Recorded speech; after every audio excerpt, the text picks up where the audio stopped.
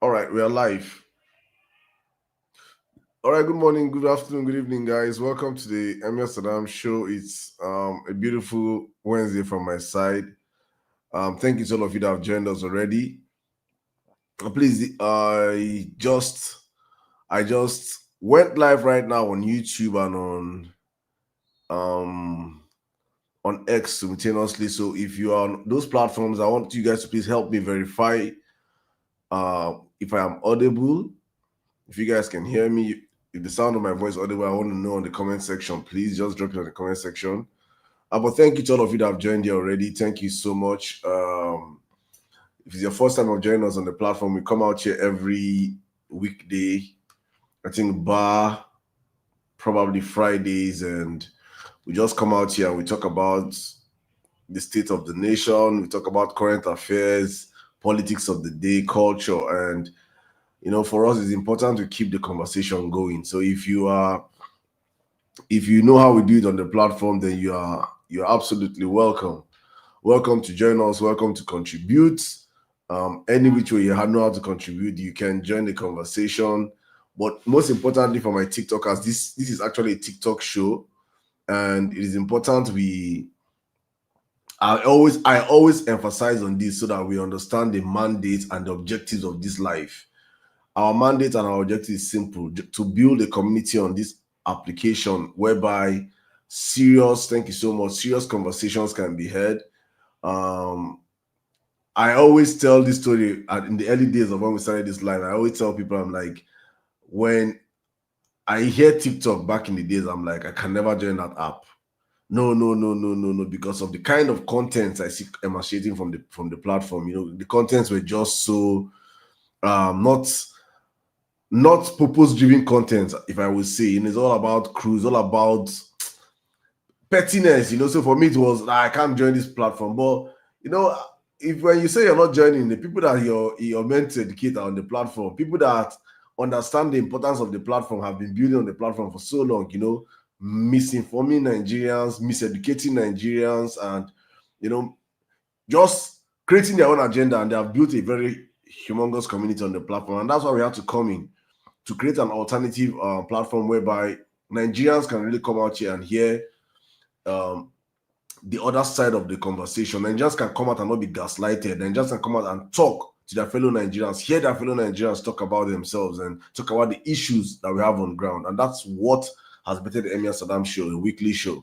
And it doesn't mean that I've stopped my podcast. As I said yesterday, I'll be coming back on my podcast probably next week. I just came back from my little break, so I want to, get into the groove. But before I jump into the conversation today, as I always say, I just want to indulge all of you to please take the next few seconds, the next few minutes to share the live. If you're listening to me from X, please repost the live. If you're on YouTube, please share the live to all the TikTokers. What's happening? Let's share this live to multiple platforms. Let's take it to all our platforms. Take it to your your Facebook, your Instagram stories, your WhatsApp stories, your X account. Post the link. Get more people into the conversation. Share it to tell. Thank you very much. Let me just start. Let me just my sister might see what you just did right now. I'm going to pin a comment. The comment I just pinned right now on TikTok. That's exactly what I want to see everybody do right now. Share the live to more than 10 friends. Let's get more people into the conversation.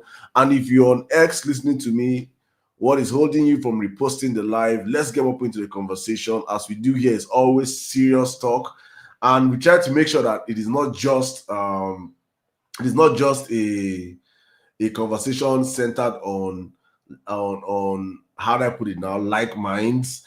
It is an open forum for anybody, irrespective of where you stand on the aisle of the conversation, or who you support, or who you want to be a president. It is open for everybody, because for me, I feel on this platform, what we do is we show different views.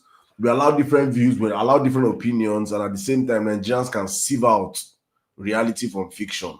Very, very, very important.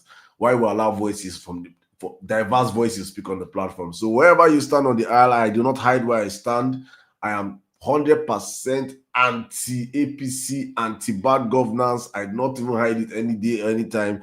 But I also allow them come out here and speak, because for me, I just want them to always bring me back to my reality and give me reality check that almost Saddam, nobody did this world though. There are many of you of people that do not think the way you are and they're outside there.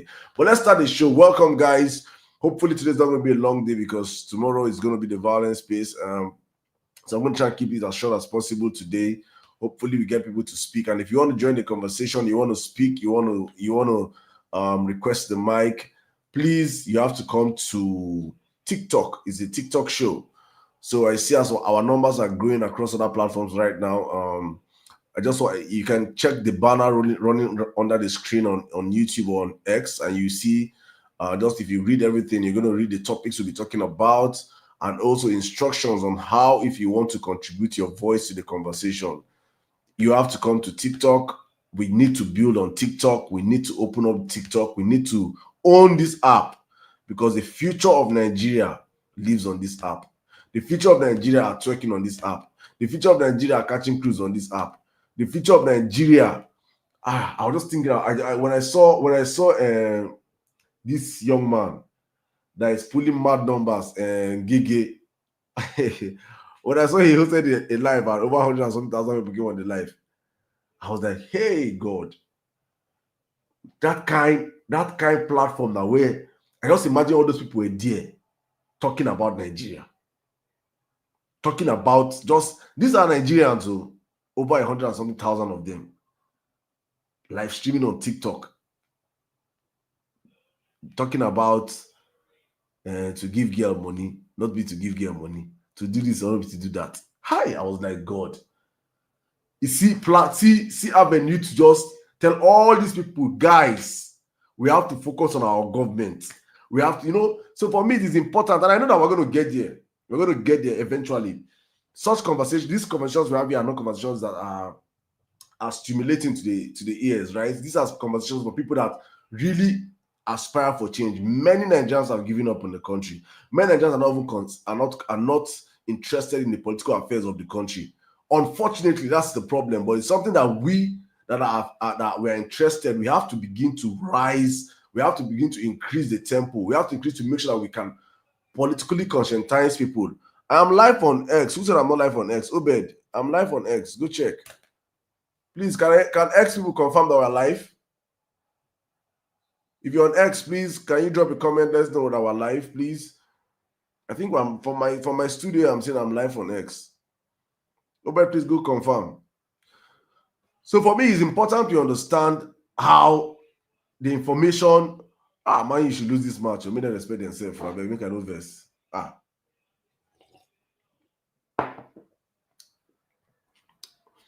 Okay, we're live, yeah. Anthony, thank you for the confirmation. Obed, we're live on X.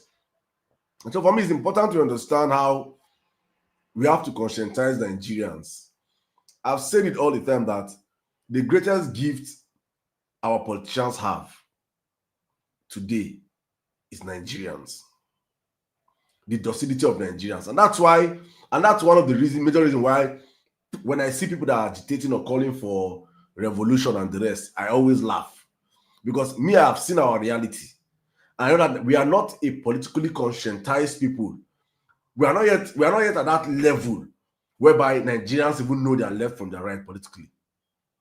We're not yet there. We're not even half there. So it is important we understand our lapses, understand our weakness, and work towards making sure that we get better as a people. And that's where we're coming. That's exactly my own job and my own duty, to make sure that no matter how small or few we are as a people, we can always do what we know how to do best, which is to keep the messaging going on. Mofo, thank you so much. It is important to keep the messaging going on, because when you look at times you see Nigerian stories and you get depressed. You get tired. You're like, can there ever be a change? Can there ever be? But it starts from one person. It starts from people coming on like minds saying, no, we're not going to grow. It's saying, insisting, because what I've learned about with bad guys is that bad guys know how to strategize. Bad people know how to insist. They know how to endure to achieve what they want. They will strive, they will plan. Imagine somebody planning a bank heist. You just don't wake up in the morning and say, go and get pew and say you gotta enter a bank. No, you will sit down, you will plan, you will go, you will do surveillance, you will do all those things, and you go and execute. It takes strategy. These guys that are bad take strategy. Then we are fighting for our survival. We don't understand these things. We just wake up every morning and think things will just work or fall our way. And we are in a country whereby they have created systems to make sure that Nigerians never rise. Nigerians, when I mean not just Nigerians never rise. Nigerians are never aware of their political power. Nigerians are never aware that it takes the people to fix the government. Nigerians are never aware that it takes the people to change the government. Nigerians are never aware of all these basic things. But for me, I say that it's a blessing in disguise, because Tinubu coming is a blessing in disguise for me, how I see it. Because with the advent of Tinubu's coming, Nigerians' eyes are beginning to see things from different dimensions, albeit slowly. But you can see that Nigerians are beginning to talk. Nigerians are beginning to ask questions. Nigerians are beginning to small, our eye don't open small, just very tiny, even if it is not much. But for me, it's important that if we can accelerate it, better for us. If we cannot, we'll keep doing what we have to do. But the most important thing is that let it not be seen that we are not doing anything.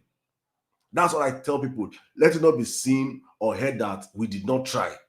Let it be heard that we tried our best, we gave our all, we did all we could, and at the end of the day, we succeeded or we did not succeed.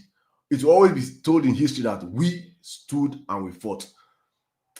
I remember I told this story before, but I always want to say the story because for me it's like the foundation of my resilience, apart from my personal issue, was when I hosted Madam Obi Ezekwesili on the violence space, and she was talking about her set of the 1993 set, how she was, I think, how old was she? She said she was 30. She turned 30, I think, 1993 or so, and how they, as young Nigerians, then fought for MK Abiola's elections, how they did everything, how they came out, and the end of the day, their elections were annulled, and they young people, many of our sets, Japan, many of them just give up. When normal Nigeria resort back to status quo. Oh yeah, now many of our people went into church. Many people opened church. Many people begin to pray, begin to hope, they fast. Till Nigeria go better. And she was last place. She said that, Saddam, if you people choose not to do anything, look at me now. I am 60. I think I'm 61 now. When we had that interview, I think she was 61. She turned 61. She was like, look at me today. 30 years later, 30 plus years later, Nigeria is not better. Nigeria is even worse off than when we were meant to fight for it. I promise you that if you guys do not do anything, 30 years time from now, if Jesus does not come, Nigeria will be worse off, and you guys will regret why you did not fight at this point in time. That was like a wake-up call for me. I was like, So anytime I want to lapse, anytime I get tired, I'm like, I will remember that word from Madam Obi Ezekwesili. Guys, you guys have a fighting chance. You have what they did not. We have what they did not have. We have the power of the internet. In their time, all the news they get from it from Radio Nigeria, BBC, or NTA, or the local TV stations, they were programmed. So the information they get, that's why I said they can paint the same people that paint Abacha as an evil man today are the same people that are worse off than Abacha today. All the people that claim to fight Abacha and fight for democracy are the people that are in power today. And they are worse off than the people that they claim to fight, they were fighting. So you can see the contradiction, because those people actually own and control the source of information dissemination in the country. They are the ones that control the radio station, TV station, and the rest. So they can paint any character in the 90s according to how they will, and Nigerians will buy it. But we have a different story. We have the power of the internet in our hands. They can lie to majority of Nigerians, but we that were on social media, that we know the truth, we can do digging for ourselves. We can see things for ourselves. We can draw parallels. We can draw lines. We can investigate for ourselves. We should be doing things differently. We should fight harder than our parents did not fight, because they don't have the resources that we have. We should be more vocal. We should be more demanding of good governance than our parents had. We should, because everything is in our hands. And these current guys that are running this country and mock right now are currently at their passing phase. All these Tinubu and the rest, none of them they don't get 20 years. If Jesus Christ never come, they don't get 20 years to stay again on this earth. Now we get future. They are currently destroying the future for us. And many of us still don't understand these things. And that's why I say welcome to the show. So I just wanted you to draw this as a preamble to make you guys understand why we cannot give up, why we cannot stop doing what we are doing, why we have to keep speaking, why we have to keep demanding. We have millions of Nigerians in diaspora today. Not because they want to be in diaspora, but because their country has chased them away. Not like the country that have escaped to is better off or has more resources than Nigeria. None. I saw a post earlier on today, and it was I think one of these sports journalists. He posted a Nigerian player, and he made a post, and he was like, "Will you collect $5,000 to go and play in Iraq, or 800,000 naira and play in Nigeria?" So I went under the comment section and I was reading, and somebody said he's going to go. My brother, George, welcome. Somebody said he's going to play in that he will collect the 5K and go play in Iraq. Somebody now tell him, that it's better he collect 800 and stay in Nigeria. Or that Iraq is not safe. That guy told him, based on statistics, due to insecurity in Iraq records 30 to 40 deaths per week and per month. Nigeria records 300 to 400 deaths every single month. Iraq is safer than Nigeria today. Iraq is safer than Nigeria as we speak today. There are very few nations on earth that Nigeria is safer than as we speak today. So for many of people, they don't understand that many Nigerians that have even left the country, it's not just because of our quest for wealth that we want to get. No. Some people just want to stay in a sane environment whereby there's no threat to their life. That it is 12 midnight, you can choose to take a walk. Or it's 2 in the morning, you can choose to take a walk. You can go outside of your house and sit down without being scared of anything. Gone are the days in Nigeria where we say by 12 midnight, what do they fear now, Juju? Now witches and wizards. Now village people. Now village people, Juju always accept. They don't relegate them. If it's men, flesh people in their flesh, they outside, they lock, they look for people to carry. So Nigeria is Iraq, as it stands, is safer than Nigeria. So it is insane what Nigerians have turned into before our eyes, and many of us are quiet and are feeling like this is just cruise. Come on, let's just catch fun. A normal thing, no wahala. It is insane. But with that, I say welcome to the show, guys. Thank you to all of you that have joined us already. I think we're growing in numbers across our platforms. Please, guys, I just want to push every one of you. Every time we come out on the platform, we have a mandatory mandate to hit at least 100,000 likes. So I want to push every one of you to please power tap the like, share the live. Let's share the live. We have very few people sharing the live right now. Today's topics are topics that I think we're still going to be continuing from yesterday's topics. 10 years of APC, the INX scam, the Tinubu Japan scam, and most importantly, I have to add today, Tinubu versus Adeleke. There's something currently going on in Osun State that Nigerians are not talking about. The Nigerians are actually just keeping that probably is going under the radar. So when you listen to our APC brethren, when they speak about the great things Tinubu did in Lagos, you hear them say that Tinubu said that Obasanjo held LG funds from Tinubu. The truth of the matter is that Tinubu created extra LCDAs, and Obasanjo did not give him release that funds for those. I think he created extra 20 of them, and Obasanjo refused to release funds as it was against the constitution. As we speak right now, the same thing that Bola Ahmed Tinubu's supporters hailed him for and criticized Obasanjo for, the same thing Tinubu is doing right now in Osun State. So many Nigerians did not understand when Davido went to Aso Rock. For Davido, you can hate Davido all you like. You can say what you want to say about that young man. One thing you will not talk about that young man. One thing I always respect that young man is that he is a very, very family-oriented person. He cares about his people. He's as every human being, he has his lapses, but he truly cares about his people. You could see how involved he was. He might say, okay, yes, because his uncle is a governor. All the semantics you're allowed to say them, right? But this guy, on a very normal day, you know that his politics, he doesn't align with Tinubu's politics. But he had to stoop low to conquer, had to go to Aso Rock, had to carry his friends there, made them go beg. After begging for Aso Rock finish, I'm starting to say, Tinubu don't tell Amere go bring him papa. If he go carry him papa come, carry governor come, and see go beg. Adeleke had to even come out and say he's endorsing what's this guy? Tinubu. As early as 2025, he don't endorse Tinubu. Not because he wants to endorse Tinubu, but because of how vindictive. You see what yesterday I was talking about how egoistical Tinubu is as a person. When I say these things, sometimes many Tinubu supporters feel like it is hate. It is not hate, it's just reading a man's character.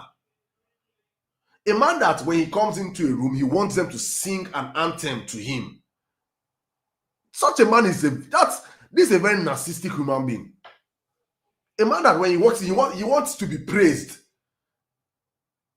You know, such a person is someone that you know that no. You don't. That's exactly one of my greatest problems. Like, don't give power to such a person. This kind of person can be okay being a king's maker.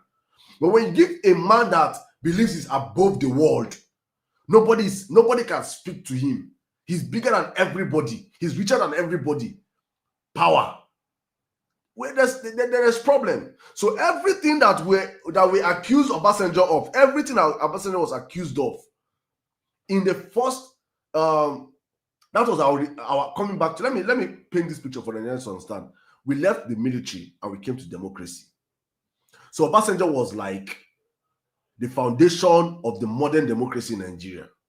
So we were meant to experience all the things we experienced under Obasanjo because it was the foundation. The election rigging, the impeachment of governors, all those things happened under Obasanjo, the criminalities and everything that probably happened under his regime, was the foundation. We are meant to have built on these things and say, hey, after Obasanjo, it's a never ever again incidents are meant to happen. We have learned from his foundation, and we have to build a society or build a democracy that is stronger than what we met. But what we have seen with Tinubu is that Tinubu has taken us back to the dark days. The dark days that of those things we experienced under, even doing it worse than it happened under Obasanjo. That Bode George had to come out on an interview and said, for 6 months or thereabout, Davido and his uncle have been using their personal money to pay local government workers. Because Tinubu has seized the funds for the local government of Osun State. Actually, he wanted, from what we heard, is that he wanted Adeleke to move over to APC. But the grand scheme of things was what they did to Valentine Ozigbo in Anambra State, was what they wanted to do to Adeleke. You move over to APC, then in the primaries of APC, they will give the candidature to somebody else. That was the plan. So some people informed Adeleke and said, guy, you get PDP for here for Osun State. If you won't carry yourself, go. PDP is giving you a return ticket. You want to carry yourself and go to APC, then you're not guaranteed of a ticket. You have seen Tinubu's trajectory in Lagos State, whereby a sitting governor was ousted from the party in Ambode. Ambode was the governor and it was meant to be the candidate of APC. But because he don't do things according to the book of Tinubu, they removed him and replaced him with Sanwo-Olu. And you want to kind of trust this man and leave PDP and go to APC in Osun State? What are the guarantees that you're going to win the primaries when they have strong politicians in Osun State? There are no guarantees. So therefore, guys, stay here. And that was what led Adeleke to say, oh, that's true. Let me, I'm going to stay back. I'll stay back in a PDP and endorse Tinubu. Since it's Tinubu, because what Tinubu painted him was that he needs to be in APC so that he can win his APC can deliver, or should say can deliver APC in the next elections. He said, okay, I'm going to deliver it from PDP. But knowing who Tinubu is and his vindictive nature of politics, he has insisted on seizing the allocations of the local government in Osun State, trying to cripple that state. And today, Adeleke took Bola Ahmed Tinubu to the Supreme Court. I'm not expecting justice. Why? Because Tinubu also controls the courts. We have gotten to we are the make or break era of Nigeria, whereby our systems are being tested like I've never been before. Our systems are being tested to the point whereby if we don't making it out is making sure that this APC as it is right now moves or it breaks Nigerian system, because they have captured every single part of the country. There are no independent a part of the government anymore. The judiciary is not independent. The legislators are not independent. They're all dependent on a man that when they see him, they all arise and sing, on your mandate we shall stand. So for one, I'm making sure that Nigerians get to know what is truly happening. Very, very, very, very important, because I'm not even seeing this on the timeline. Nobody's talking about Adeleke's problems right now. It is not major news. It's not breaking news. That in 2025, the president is currently sabotaging a state by seizing its local government revenues. And why would he do it? This is the weakest set of governors we have had in the history of our country. Our governors, the current set of governors we have in Nigeria today, are the most useless set of governors in the history of our country. Cowards. And that's why for me it was these are one of the issues that I was screaming at the top of my voice in 2022. When you allow a drug baron access to power, he will not run the country like a government. He will run the country like a cartel. I repeat, when you allow a drug baron with access to power, he will not run the country like a government. He will run the country like a cartel. Nigeria is being run currently like a cartel. Nigeria as it is today is being run like a cartel. That is why people with exclusive powers cannot even speak. The president has no power over any governor to the point of removing a governor.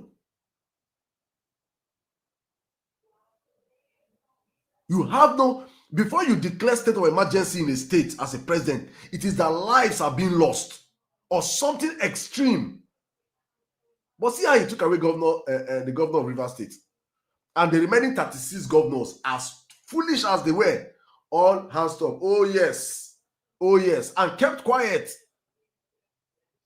The moment they allowed that Rivers State issue go on, that was the moment all the governors in Nigeria sealed their fate. Even during Obasanjo, as hard as Obasanjo was, governors stood up to him. Governors stood up and asked him questions. Governors refused to be bullied. Under Yaradua, the same thing. Under Jonathan, the same thing. Under Buhari, some governors, no, they kept listening. Then under this freaking crook, all our governors are silent. They can't do anything. That Tinubu can wake up tomorrow and tell you, if you don't decamp to APC, your local government funds in your state or something will be restricted. And his party members will be cheering him. What they fail to understand is that you cannot be in power forever, Bola Ahmed Tinubu. You cannot be in power forever.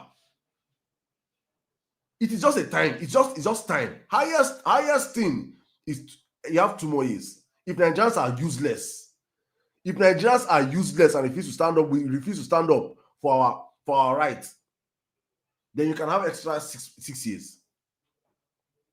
You will go, and power will switch hands. The presidency is not Lagos State. Anybody that comes in as the next president after you can do times 10 of what you have done.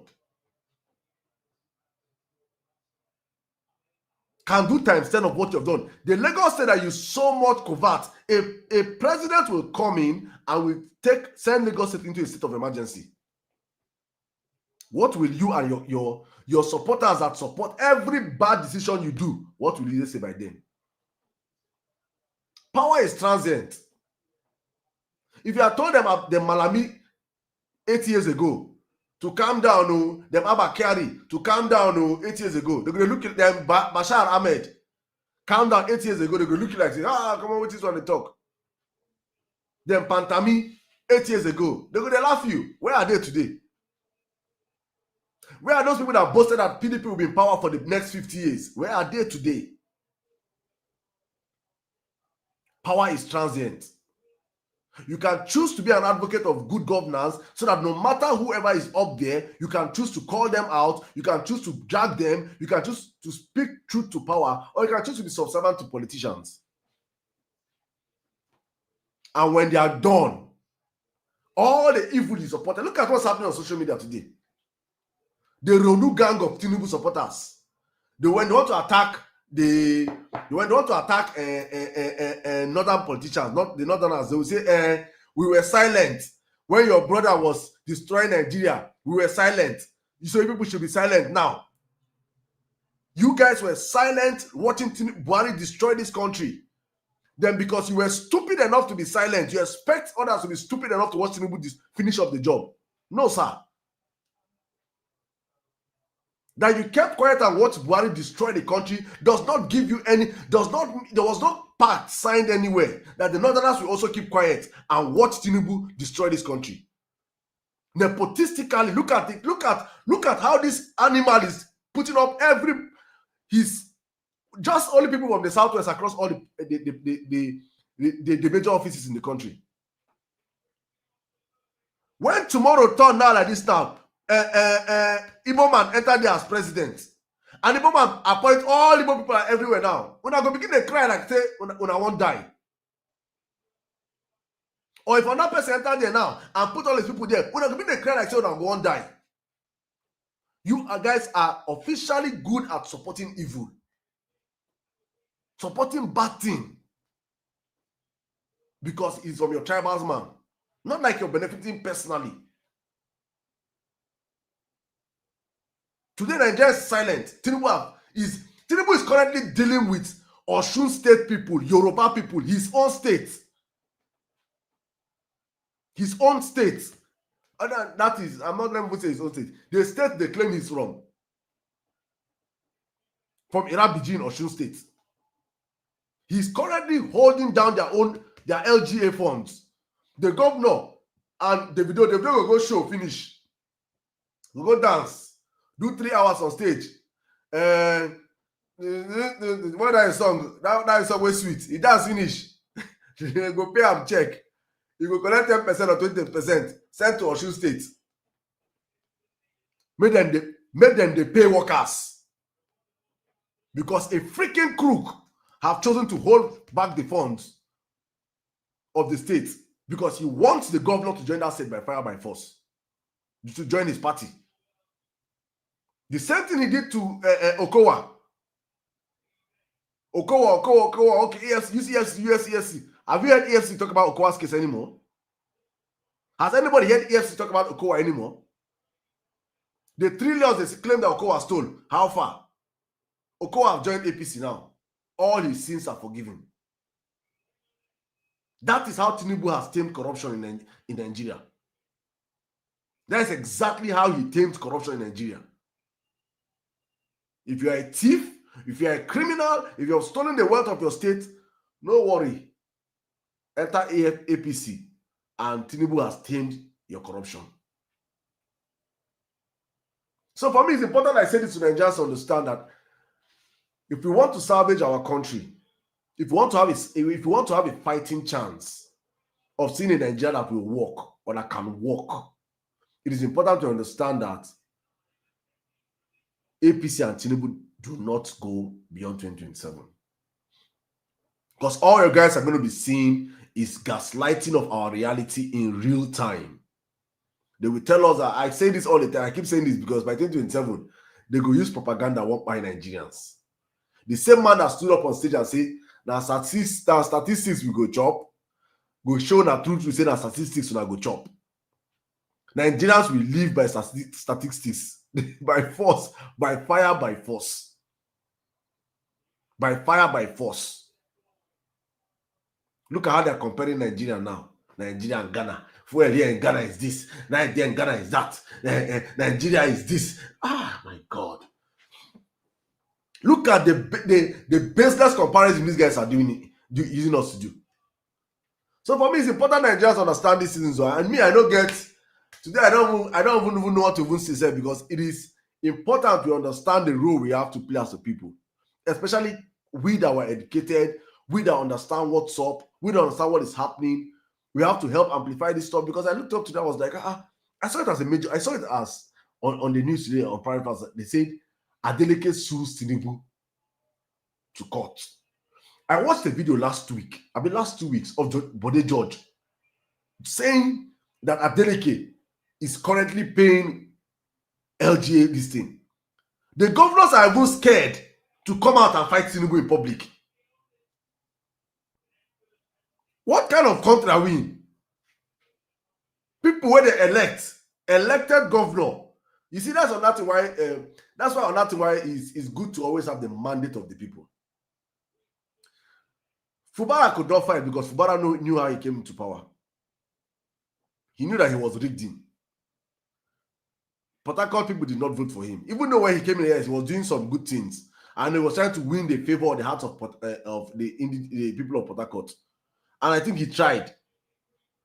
But the truth of the matter is that he knows that I am standing on a faulty ground.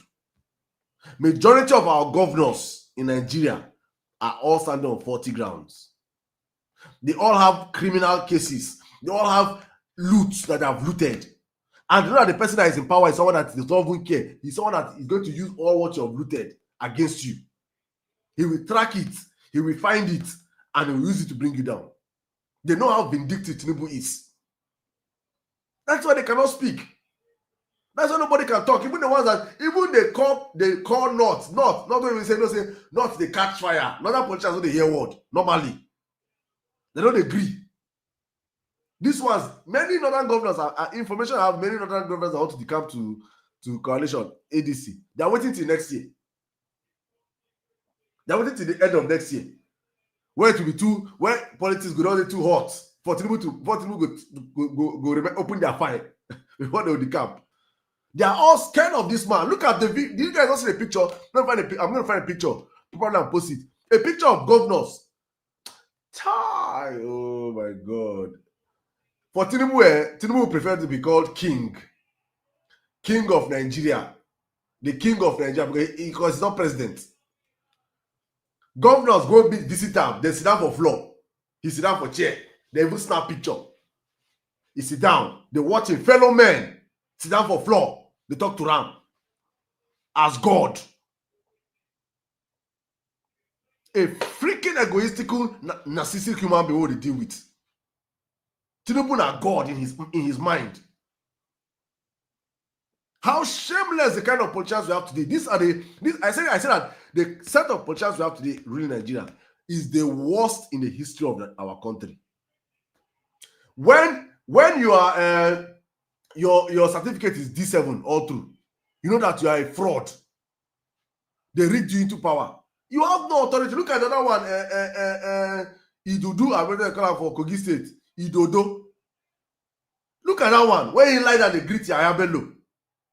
Look at the kind of people that they carry them by hands and make governors. Not that Nigerians elected them. That's what we're getting from this party called APC. APC have come in to destroy the very fabric of democracy. Democracy is meant to be government of the people, by the people, and for the people. It's meant to be the people choosing who will come into power. But Akpabio was standing. Akpabio was standing on a podium when these guys went to inaugurate less than how many kilometers of the coastal road that they claim they have built. Akpabio stood there and he was telling the whole world, telling the whole world that APC governors, I hope you guys are seeing that in case you want to choose your successor, not be the one who does greet you up and down. Make sure. Do you understand what it means by a governor to the Senate, the so-called Senate president of the country, standing on a podium whereby the world will be listening to them in the presence of their illegal president and his illegal cabinet, and he's standing there and he's saying that the governors should know how they choose the people that is going to replace them, not the people replacing the next governor. It is the governors that will choose who will replace them. There's no more democracy in the country. We don't have democracy in our country. Thank you, Zizi. We do not practice under APC. We do not practice democracy. That's why I keep asking my friends. I keep asking them, Dauda and Co. What has improved in Nigeria in the space of 10 years since APC took power? The ones they met, they have destroyed. The institutions that were formed, they have bulldozed. They have not built anything than few roads and few bridges. That is the only thing you can point to APC in 10 years. They'll say, we built Sokoto Kogogo Road. We built Bobo Road. We built Second Niger Bridge. Bridge that I'm certain that Jonathan built like 70% before he left power. We built. That is the only thing APC can tell you that he did in 10 years. 10 freaking years of our lives. All the institutions they met that were working and functional before they came into power, they have destroyed. APC came into power at the back of an INEC that an incumbent president made it so viable for them to have a standing chance to win him. What did APC do to INEC? Anybody would have thought that, oh, APC, that you made this INEC in this way, you guys will make INEC get better. They have taken us back to the Stone Age of writing results and announcing it. APC met EFCC. EFCC was arresting politicians. EFCC came to power. EFCC stopped arresting politicians. EFCC are only Yahoo boys. Then they carry. ICPC, I keep asking people, I say, who is the head of ICPC today? I can't even tell. I don't even know the name. I don't even know if that body is even functional today. But I'm certain every year they have budgets. ICPC is moribund in that country. APC made a judiciary that was already standing on their feet. Today, the judiciary is in the pocket of one man. They have bastardized. Look at what happened at NBA conference in Enugu State. Shewun asked them, is Nigeria today better off than it was 2 years ago? It was a resounding no across the whole room. But an APC member will come on this live now and tell me that APC is doing well. That Nigerians are and look at what Tinubu said yesterday. Just hear what that madman said yesterday in Brazil. Look at what that madman was saying. That Nigerians are now realizing the great things that he's doing. These guys live in an alternate reality. They are living in you know when you tell a lie and you tell a lie so much that you begin to live the lie and you begin to feel that lie is now the truth, and you begin to radiate the life of a liar and push it out to other people to believe that your lie is the reality. Somebody reached out to me and said, Sirdam, please come. That some APC people want us to do debate of Tinubu's government. And what? Hi, I say me. And I come and sit down, give my time and go and sit down and be doing debate to APC member. I can open the room and let them come and discuss. Let's talk. Let's have a conversation. But I cannot debate anything. It is like I don't know. There's the analogy to explain itself is lost on me. But I can have them. We'll come out here and we'll talk. But me debate an APC member on the reality of what Nigerians are seeing today. That in 10 years' time of APC coming to power, Nigeria is more unsafe than it was 10 years ago. Nigerians are poorer than they were 10 years ago. What 100,000 could afford, what you could buy for 100,000 10 years ago, you cannot buy it for 1.5 million today under APC. What you could buy for 8,500 naira before APC came into power in Nigeria. I keep reminding Nigerians, what I bought for the 8,000 be 6,500 naira in 2012. Today, you can't buy it for 125,000 naira. I passed my neighbor generator, Tiger generator.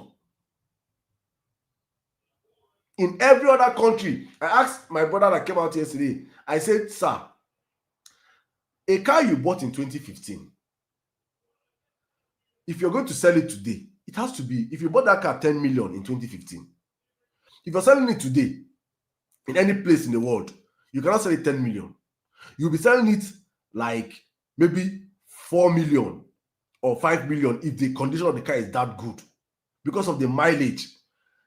A car is a depreciating asset. A car is not an asset that you say, oh, it appreciates, except for few cars, probably the vintage ones. Not all these cars are from these 20th century cars. No. If it's a vintage car, we can understand. All these vintage luxury cars. Nigeria is the only country in the world, except probably somebody can tell me on that country, but Nigeria is the only country in the world that you bought car 10 million in 2015. Today, you can sell, you be selling that car for 30 million.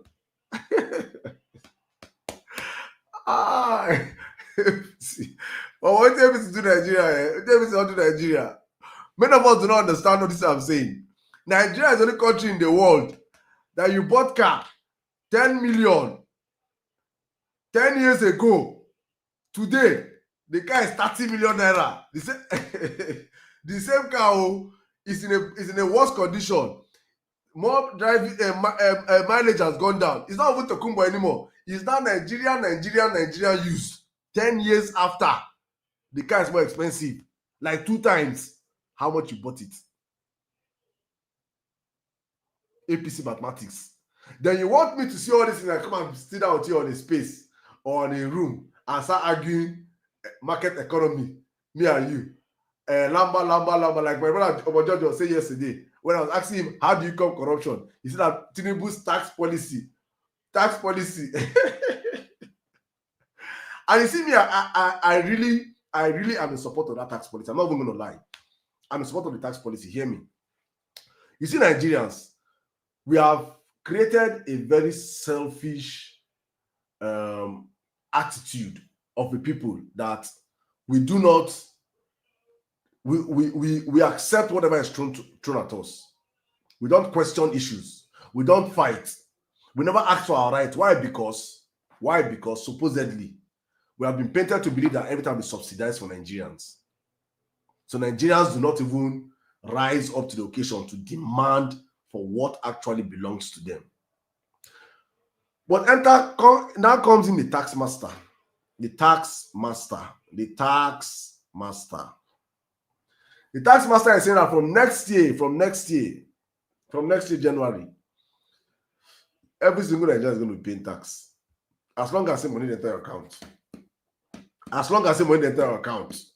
Because they say that, what I even hear, they say that it's from 70,000 or something. But as long as the money enter your account, they accumulate over 100, up to 800,000 a year. The government is going to at 25% or so. That's what I hear.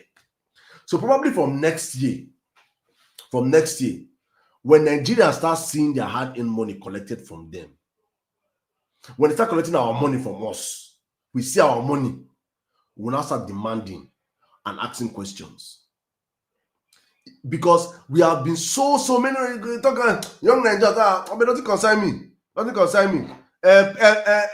Pella that was telling that Raya girl when they were doing 30 days challenge. When I take this challenge come up for TikTok, TikTok, no man not gonna make them ban our TikTok for us. I think Lagos government don't go tax them how much? That something million. This one I play. From next year, all these content creators, all these people where they influencers, where government they give money to come lie to Nigerians. From next year, they will feel the route of the tax master. When the tax master comes for his tax and you don't pay him, you can understand what's in the apple. You can understand what happen. By the time he start collecting what he has demanded from Nigerians, maybe, just maybe, because for me, I even wonder whether I beg, man, you don't score again. I beg, man, I confirm for me. I beg, make I don't cry.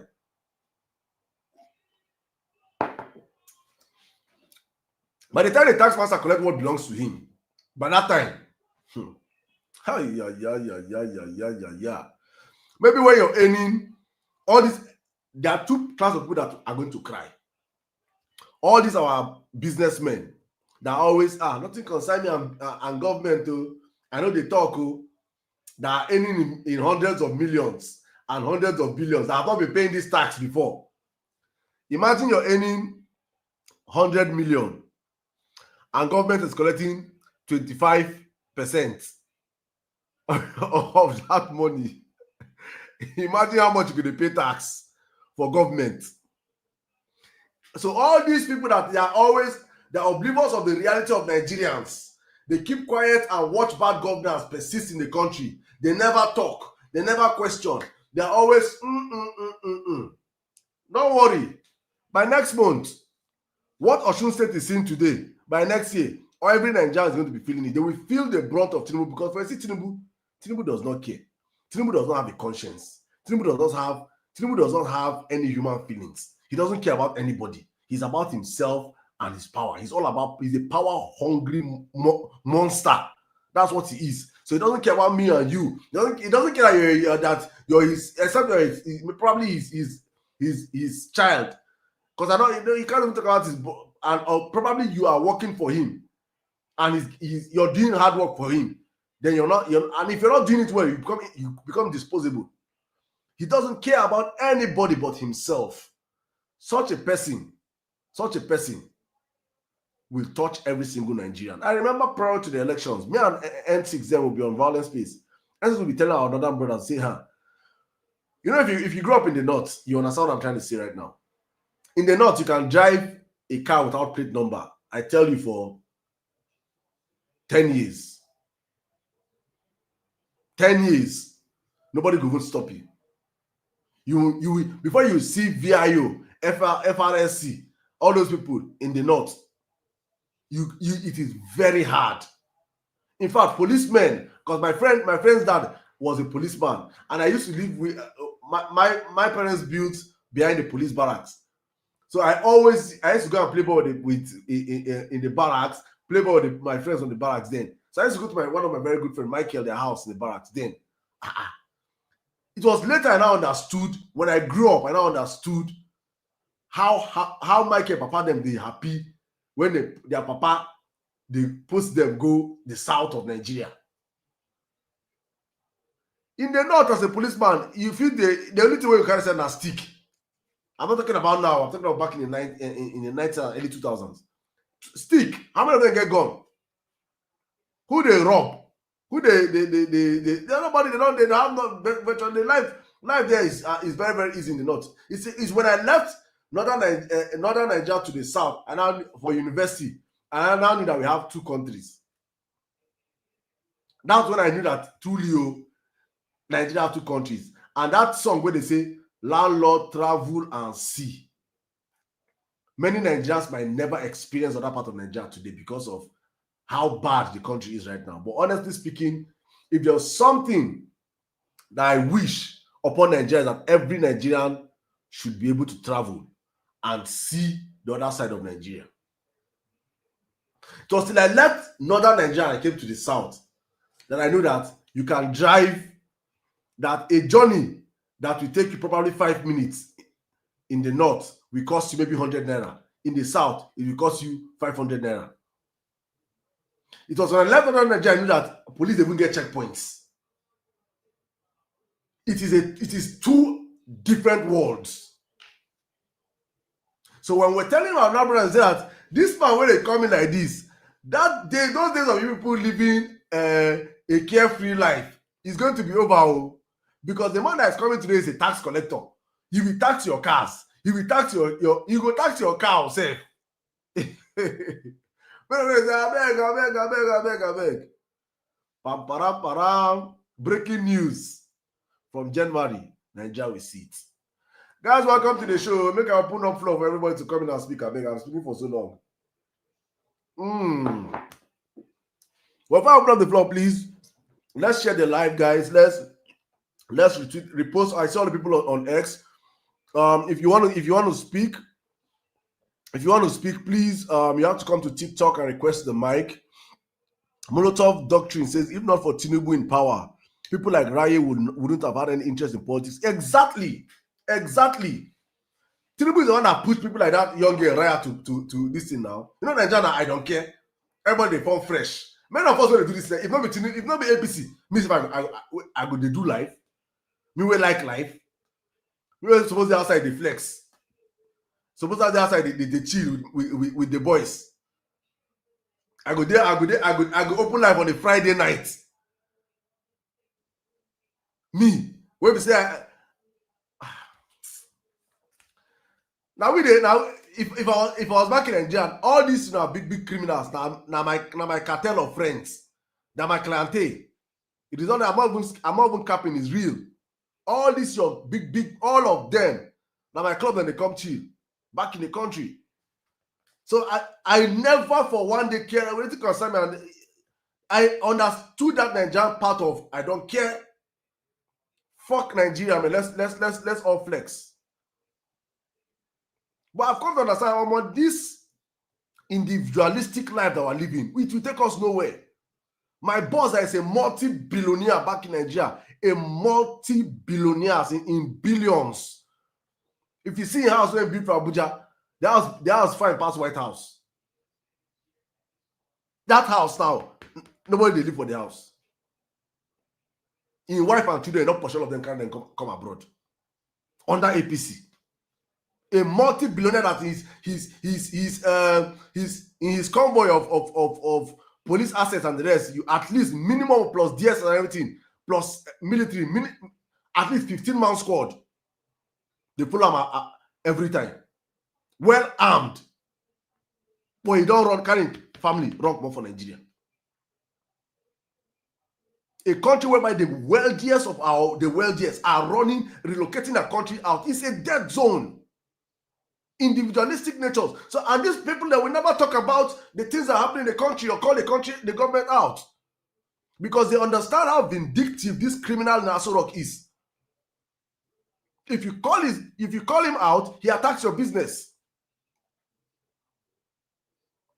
The only reason that someone like Kostanis could come out and speak the way he spoke the last time is because Kostanis is the sole importer of Toyotas, of Range Rovers, of Ford, of almost of all those cars, BMWs and the rest. He's the sole. He has the franchise in Africa, so they cannot affect his business because those men drive those cars. But what they do that they never come and meet him directly to buy from him. Because they would have come to him so many times and they'll tell him to inflate the figures. He will not agree. So they hate the man. Kostanis has built his business to be above government patronage. So if you come in and you want to buy latest Lexus, latest Hilux in Nigeria, it must come from Kostanis. You want to buy latest Range Rover in Nigeria, except you want to go and ship it. And if you want to ship it, it's the extra cost. So you must patronize him one way or the other. But so many other businesses in the country are tied to governors' patronage. They cannot speak out right now under these very vindictive criminals in power. I said it earlier, I said, Tinubu is running Nigeria like a drug cartel.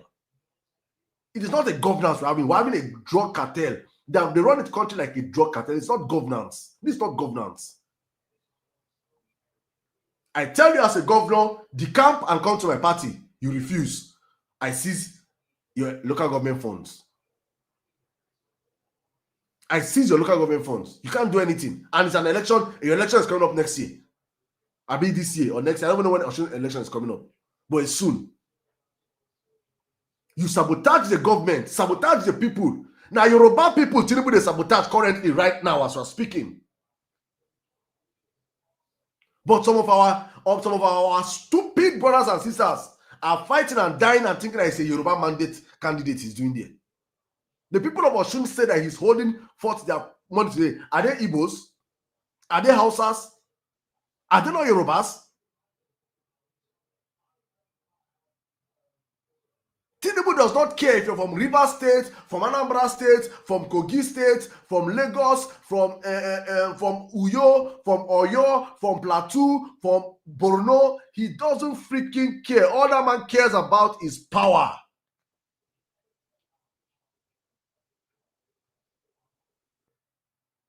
Adeleke is the victim today. Maybe that's why even Alex Oti cannot even talk and question him. Not even maybe. That is why. Because any of them that comes out and talk, this criminal will find a way to attack your government. Yes, now even and that is after Peter Obi. Look, you know they say Peter Obi. Peter Obi say if he open his mouth and say half of what Tinubu has put him through, half of what his business has been passing through under this criminal.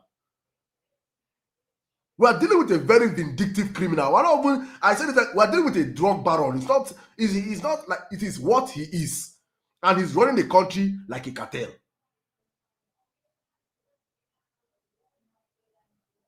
And young Nigerians that are meant to resist this kind of governance are supporting him with their chest and standing on the mandate to hell. Welcome to the show, my people. Let's just open up the floor right now, man. Hopefully today's space doesn't take so long because you have to be ready for tomorrow violence space. My brother King Kuti, I see you here. Can you hear me?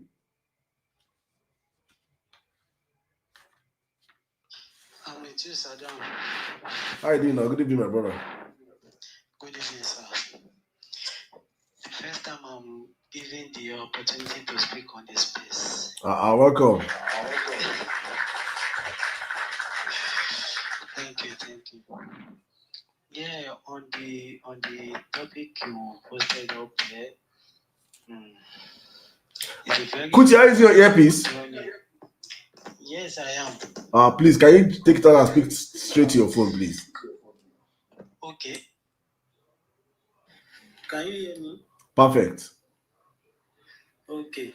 So it's a very long journey that Nigeria is on right now because we are dealing with how will I say it? Tinubu is a cancer that needs to be uprooted fully from the roots. Yeah.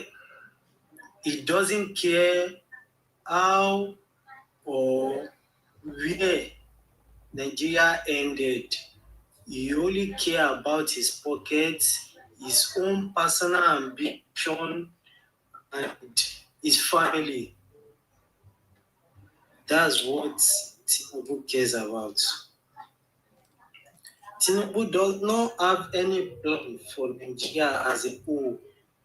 He doesn't have any plan for Nigeria as a whole. He only wants to run Nigeria the way he feels he can. That is how he wants to do the country. And for us as a nation to remain, we have to collectively play our part.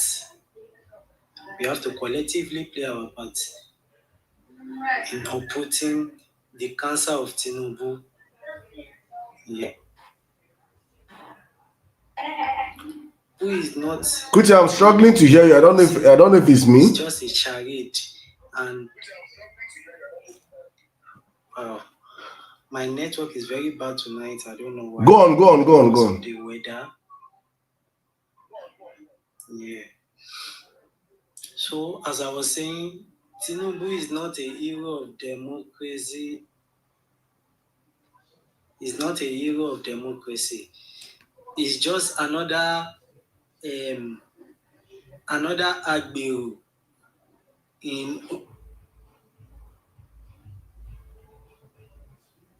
Lagos. That is how he is running Nigeria right now. And I pray God give us the strength and wisdom to uproot him the way we are supposed to. Because if we continue like this, by 2031, God forbid, there will be nothing like Nigeria as a nation. That is all I have got to say. Thank you. All right, thank you very much, my brother. Thank you. You know, Bola Ahmed Tinubu, I feel like to demystify. Okay, Monotani Tai, sorry, please, and let me just respond to this message.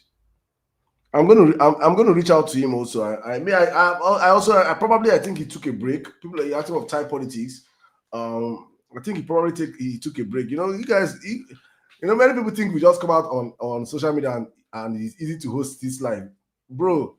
Honestly speaking, it's not easy. As I'm here like this now, I have like the amount of lights that are shining on my that is here alone.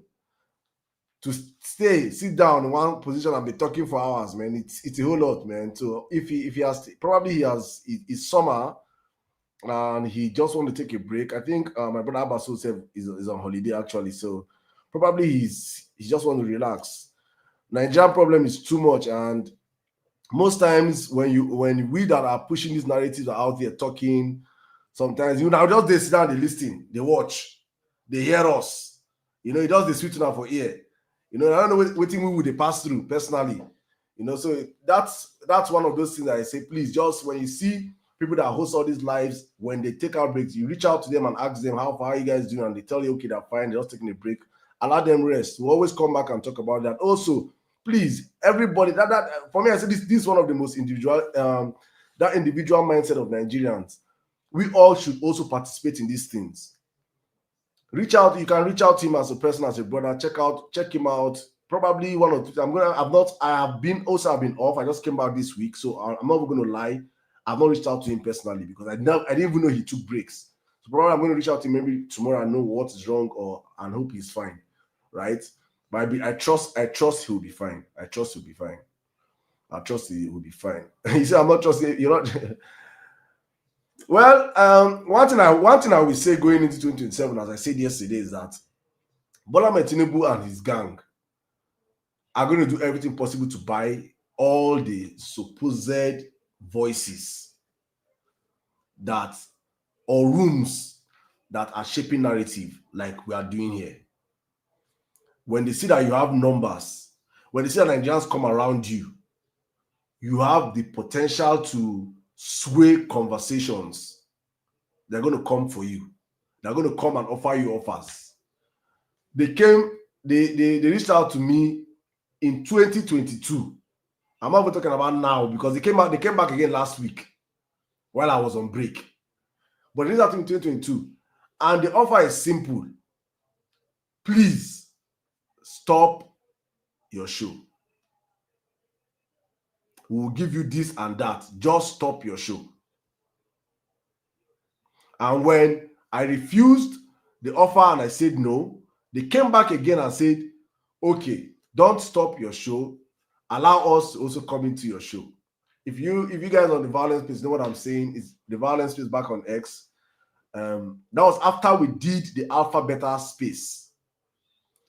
Any of you here that is listening to me and you want to be intrigued or you want to know about the man called Bola Ahmed Tinubu, we held a space of close to 8 hours. And on that space, everybody that spoke on that space was a Yoruba person from the Southwest.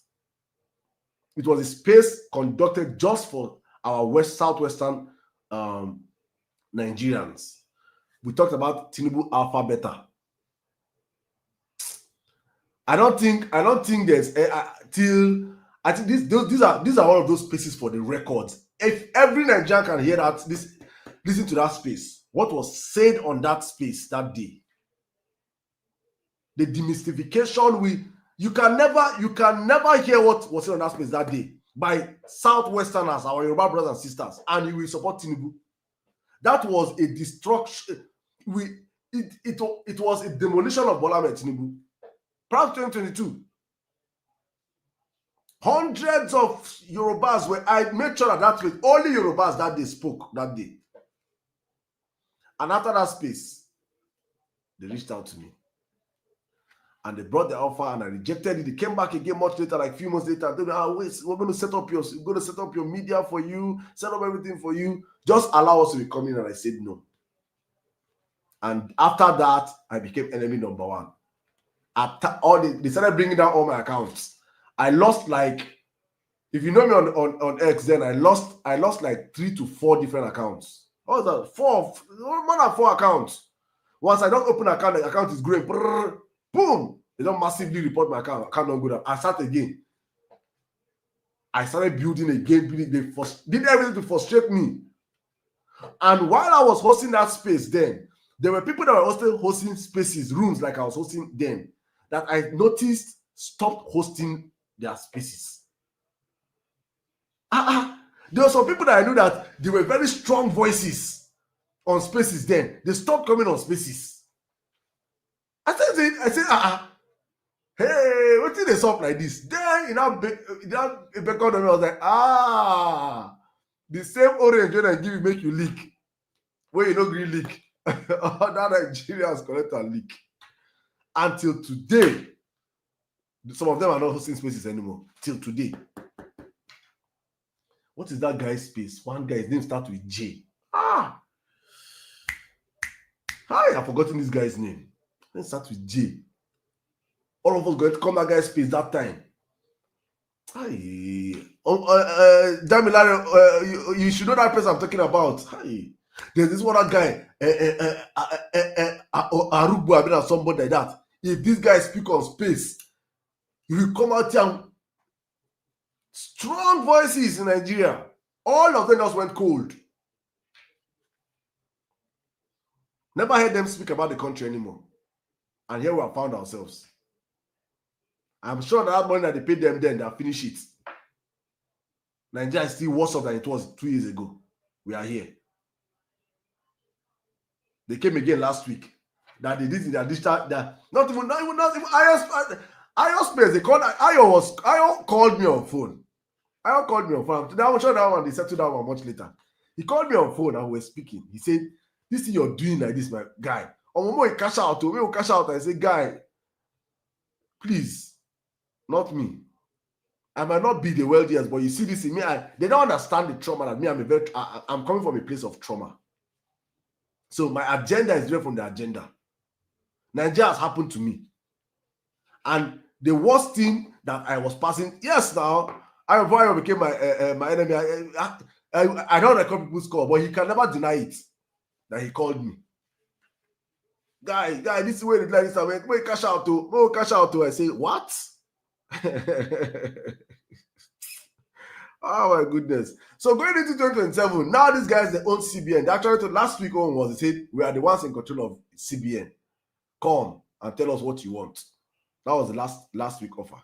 Come. And they know me, I'll say it outside. They cannot come and deny it. The person in it, I'll call that person's name and the office the person is holding. In this government, they are willing to buy any single person. So tomorrow, if you don't hear some voices, I said it yesterday, don't be surprised. But this has nothing to do with TY, please. I'm not saying this for everybody, Nigerians to understand that if you do not have value, these people, they said that now we get CBN. Now we are in control of your CBN now. So money na water. Money na water. Just come, let's walk, man. Money na water. Come, let's walk. Hey, God. So I just want you guys to understand the country that we're in right now. You know, I understand that for me, it's important that Nigerians continue to speak up. We continue to fight. In fact, that's what I was like, no. We have to come back. We have to really come back and start this process of reawakening our people to understand that these guys are very desperate. Everybody that comes and tell them it's just social media. It's just social media. Ask them if it's just social media. Bola Tinubu wouldn't have hosted digital summit in Aso Rock, Aso Villa, and invited hungry-looking social media children to come to Aso Villa and make them have a feel of power and gave them steaming jollof rice with Wi-Fi chilling and AC steaming. No.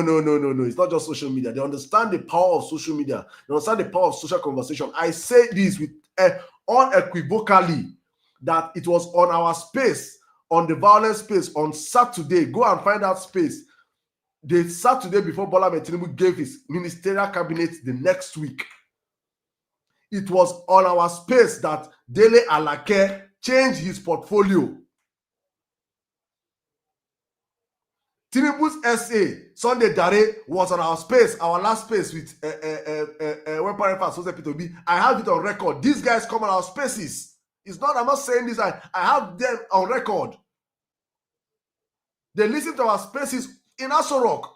Don't allow anybody to gaslight you and think that we're not doing. We're making serious voices. They were on that digital statement and say, can't you people see how these them Saddam are violent space? How they used to hold this government to fire? How they are consistent? How they don't agree? Blah blah blah blah. You people should wake up. People should.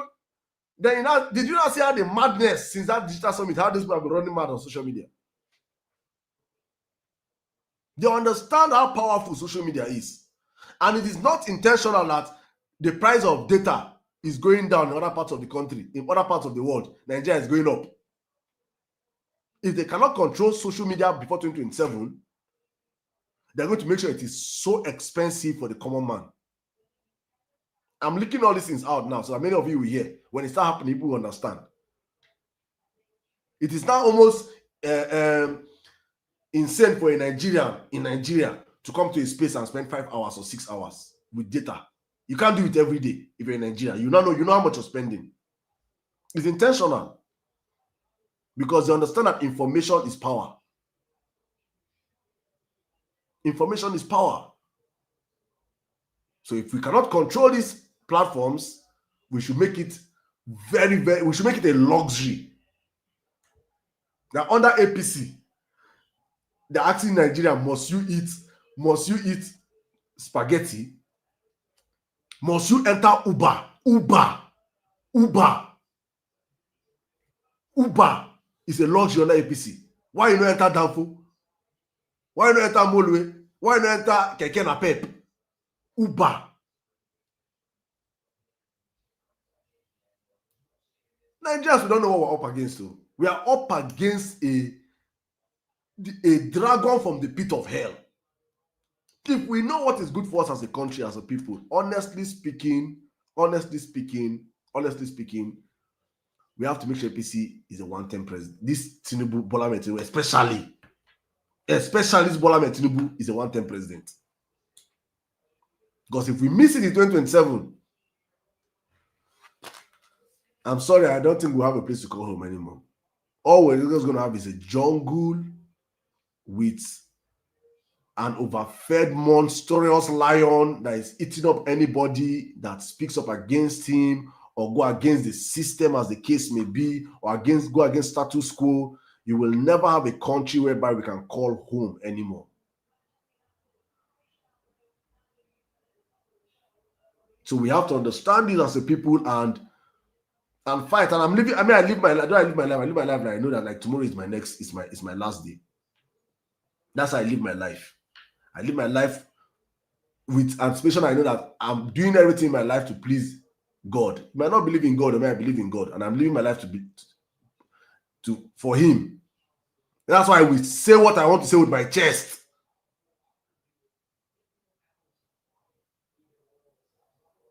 My friends, do you know the people that are reaching out to me in my DMs? Well-to-do Nigerians before. They won't run. My friends will be boys when boys when they help me back in Nigeria. Boys when they show me love. They're not begging, asking for help. And one animal somewhere is telling me that Nigeria is working. I'm not seeing it yet. The very best of our country's people are running away from the country every single day. We're in for a serious problem in that country.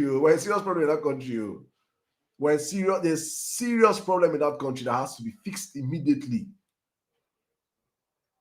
It has to be fixed immediately.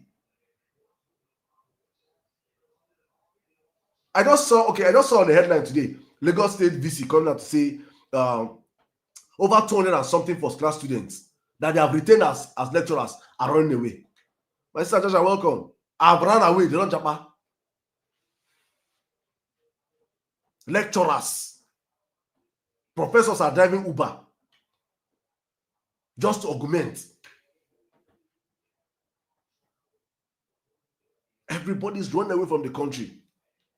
Everybody they japa. Politicians said their children don't japa.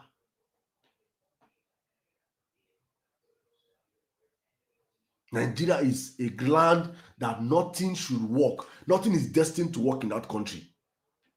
Nothing is programmed to work in that country because of the kind of people that is running the country. And the citizens are meant to agitate and find ways. And my brother, just imagine as we are speaking right now, a trailer is loading Nigerians from one part of the north, passing through the Sahara Desert right now, as we are speaking.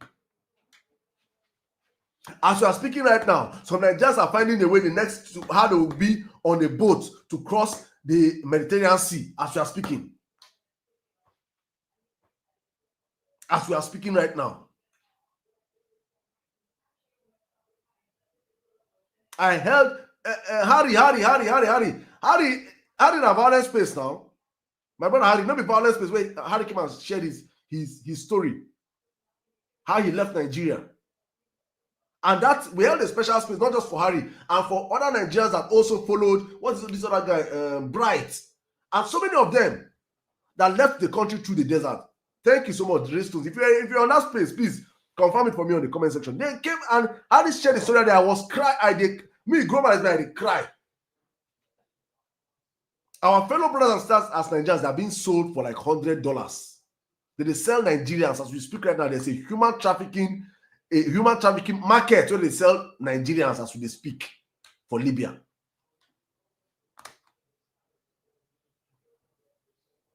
Thank you, all of you that were on that space. Thank you. You guys can remember. Our brothers and sisters are being sold like clothes in Libya. In a country that is so blessed. Is so blessed that God will. I believe say a Nigerian will come up for Nigeria, can't go hellfire. Say God go, Satan will beat you like thief. You don't have no excuse as a Nigerian say in a bad life make you say begin to live bad life. We have no excuse because the only problem we have is that we are as the citizens we have been so docile. We live what we're meant to fight for, our fighting tribe, fighting religion, fighting gender. Oh, now feminists and meninists, they fight. Their blood will rush. They will get energy. The criminal way they steal their billions go pass, they go to hell them. The real problems that we should address, we don't address them. We do not address them. That's why I'm here to wake up Nigerians and tell us we are all. My sister, I think, Jaja said yesterday, said we are all enablers, directly or indirectly. We are all enablers of the criminals in power today, by our actions or our inactions, by our silence or by or by what we say. We are all enablers of bad governance today. We are all enablers of bad governance today. We are the reason why Bola Tinubu is finding it conducive in the office. Many of us prefer to fight ourselves, insult ourselves, drag ourselves, than sit down and say, how can we fix this country?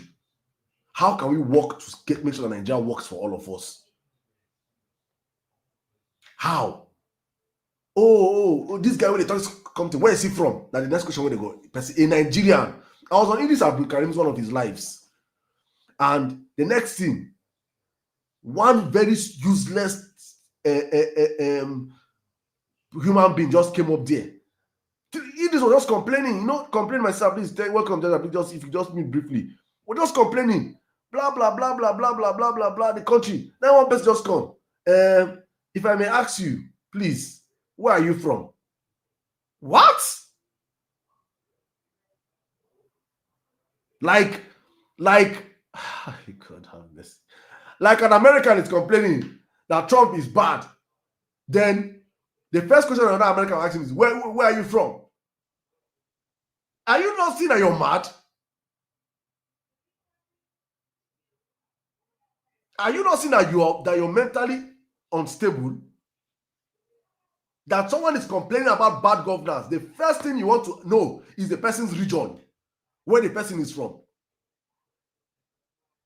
Not holding the people that are destroying the country accountable. Idris just threw the guy out of his space. Say, get the hell out of here. I'm a Nigerian. I'm from Nigeria. Anywhere where I live for Nigeria, I will speak. Look at what one animal that is a local. Look at how the Bola Tinubu have instituted bigotry in Lagos State. Look at the open bigotry that is being played in Lagos State today. A cosmopolitan state. A state that is welcoming of everybody. A state that was developed by Nigeria. Lagos it is today because of Nigeria, not because of any tribe.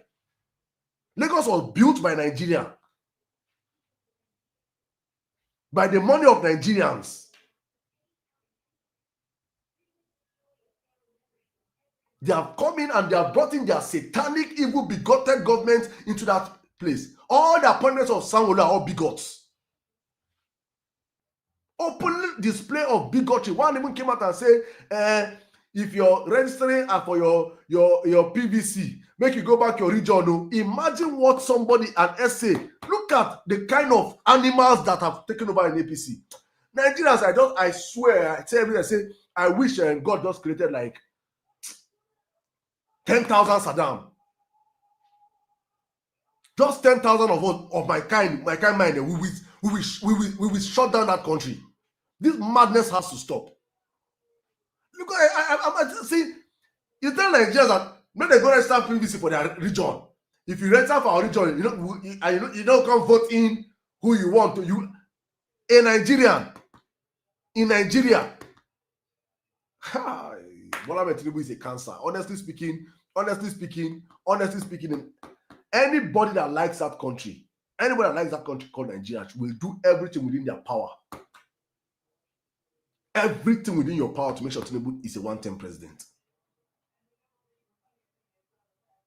We will do everything because what that man has institutionalized in that country, what he has allowed to become mainstream in that country, the open validation of bigotry in that country going on today as we are seeing it, will consume that country. Go and ask about Rwanda, the Hutsi and the Tutsi war. Go and ask about them. How brothers woke up and started, and thank you so much, how brothers woke up and started taking away brothers. Because the same skin color. Then most of you bigots that are supporting this bigotry are sitting abroad in diaspora, in a white man's land. One of them, one I've been back in the university where they go ship together. He can't complain. Say enter a supermarket. They can't. Say after him pay, they can't work on the do how many how. As he talk and finish, as we enter train, they go work. I said, why they complain now? I said, why you don't go complain? Say because he's a black man. That because he's a black man, they're treating him the way they're treating him. I said, you that you're a black man, that you're treating your fellow black man bad in Nigeria. They're supporting criminals back in Nigeria. What is the difference? You're even worse. You're worse than these other people because this one, they're in their land. You're not even their colors, their skin color. You that you're treating your fellow brothers and sisters as second class or because they speak a different tongue to you. What is the difference between you and that person? You're worse off. I was like, Saddam will be so. I said, my brother, not so. Before you remove the toothpick in another person's eye, remove the log of wood that's in your eyes. All of them are attacking Kemi today. Kemi in UK. Like say many things where Kemi talking a lie. Like say many things where she talking a lie. I want to open up the floor, Jerry, again. Thank you, man. My brother King Kuti, he came back up again. I don't know what's up, but let me allow my sister come in and I'll come to you. Jaja, how are you doing today? Now, good evening. Hi, Saddam. Thank you continuously for not giving up on preaching sense and common sense into all of us Nigerians. And what I'll continue to say to anybody listening is this: anybody that dares. Jaja, just 1 minute first. Just 1 minute. I'll come to you, please. Just 1 minute. My people on X, waiting to happen now. Will they fight? Are we fighting? Are we fighting? You guys should repost the live now, eh? Repost the live for me, eh? Let's get up in the conversation, please. And I'll do. And also, important, we'll be back on Violence Space tomorrow. I'm seeing many people asking me what happened to our Violence Space. Echo of Nigeria will be back on Violence Space tomorrow, hopefully by God's grace. Tell me, my sister, it's good to see you. Welcome. Thank you, Jaja. Take it up. Go on. All right. I want all of us to know that what you're doing and the likes of so many of you is heroic in nature, and at the same time, whether we like it or not, it takes guts. It takes selfless sacrifice to do what you are doing. It's not about coming out there to show the wrongs that has been done to our battered, bruised hearts in this country, Nigeria. The truth of the matter is, we are never meant to be poor in this country. They don't want us to talk. We are being run by the class of those I call them. The class bullies today have decided to guide our nation. Has it been any better for us? And all those supporting all this should be ashamed of themselves, because whether they like it or not, when they want to say anything in their God, there's nowhere in this world, all over the world, that they call God more than in this Nigeria. Why is God not showing inside of us? Why is it that we don't have peace? We don't have natural disasters enough that will get tormented. But when you see this evil, where the devil has mounted the throne, and for us to be accepting it because of certain weaknesses, who told you that all of us don't want to try? Since we say we are godly, that what pains me the most is this: what happened to the humanity inside of all of us? What happened to it? Is it not you are not feeling the pang of, if today you say you have bread to eat, you have a roof over your head? A lot of these people in diaspora, they pay taxes, don't they? But they know that at least the taxes are being used, utilized. They are enjoying it. And here we are in this country, all of a sudden, this so-called APC government has decided to be overtaxing us. Where is it showing? Is it infrastructural development? Other nations are there inventing things, growing. We are going backwards. We are busy till date in this century and era. It is who to vote for. Our brothers and sisters fight every day. What does it feel to be in Nigeria? How do you feel? Are you proud to be in Nigeria?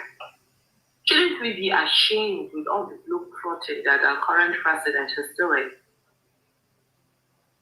When back in the day we were growing up, they made us understand that our elders, we should respect them because they have wisdom.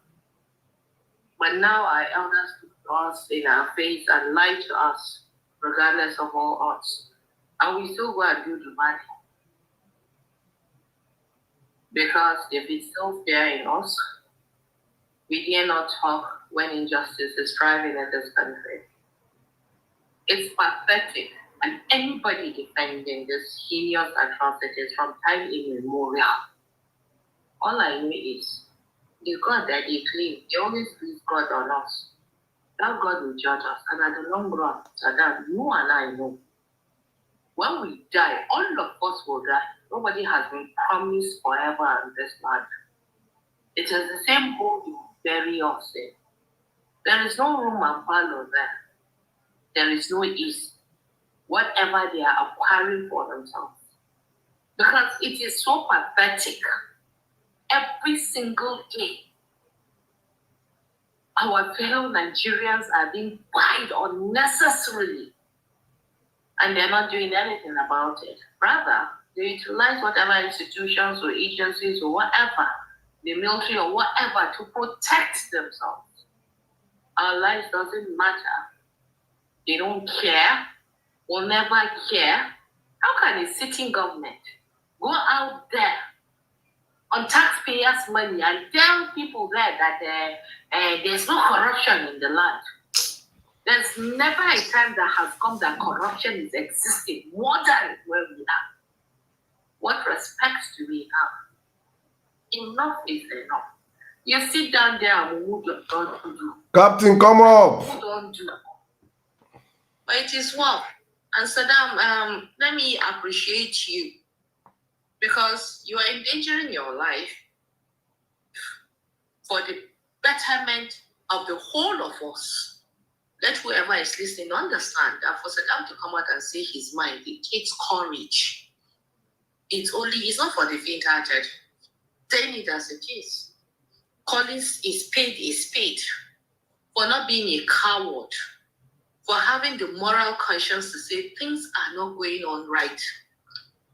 And for anybody to come out here and continue saying the kind of things in defending the kind of rubbish we keep on watching day in, day out, all because of what? How much are you getting out of it?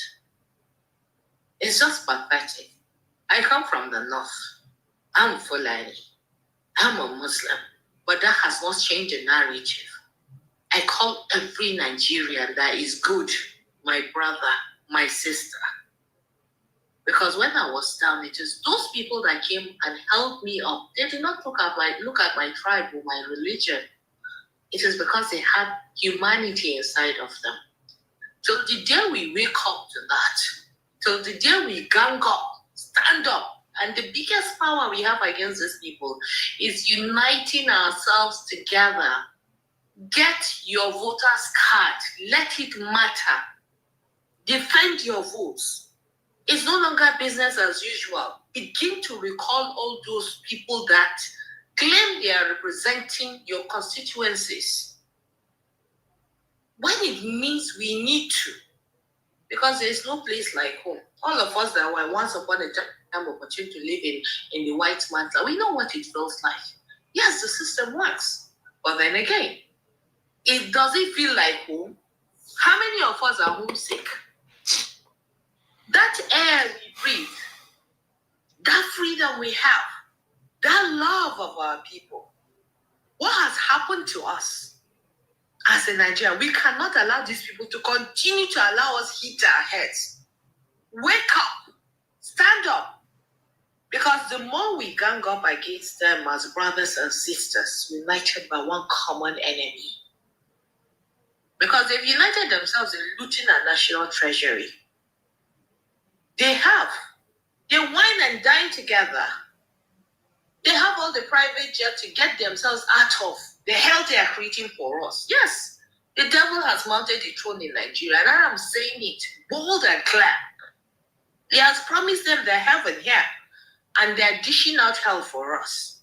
Is that how we want our children to grow? Do we even deserve this? Since when I was a kid, they would tell us we are the future of the country. Which country? At my age now, they will tell me I'm a youth in this country for what? In my 40s.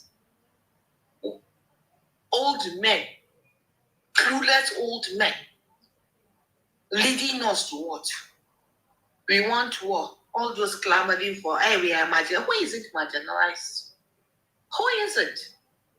Do you feel comfortable being in Nigeria? For those of us that has not experienced the white man life, it's sweet, oh, where you go pay. But then again, do we know the value of what we have? We are the most richest country in Africa. We can afford so much. No Nigerian deserves to be poor. And Nigerians should understand we don't deserve to be poor. We have it on ground. God has blessed this land. But this selfish minority, in the words of my late father, the elite mafia, they are running it like a cartel now. Is it not so obvious? Isn't it so obvious? The power of the people matters. It does. And this change we are clamoring for starts from you and I. Begin to trickle it down in your actions. through your children, through your communities. Begin to hijack these people until they understand enough is enough. It cannot continue business as usual. I don't care where you come from in this country. As long as we are demanding for quality of leadership. Quality leadership. But the moment they see quality in person, you see them attacking that person, then know that that person really means well for us. What the hell did Putin do to us? Because he's not a Muslim, he's not this, he's not that. You can see all the propaganda. For how long? It cannot continue. It cannot. It cannot. It cannot. Let me take my leave, Saddam. I'm just upset. And all of us are depressed. We Nigerians, all of us need therapy.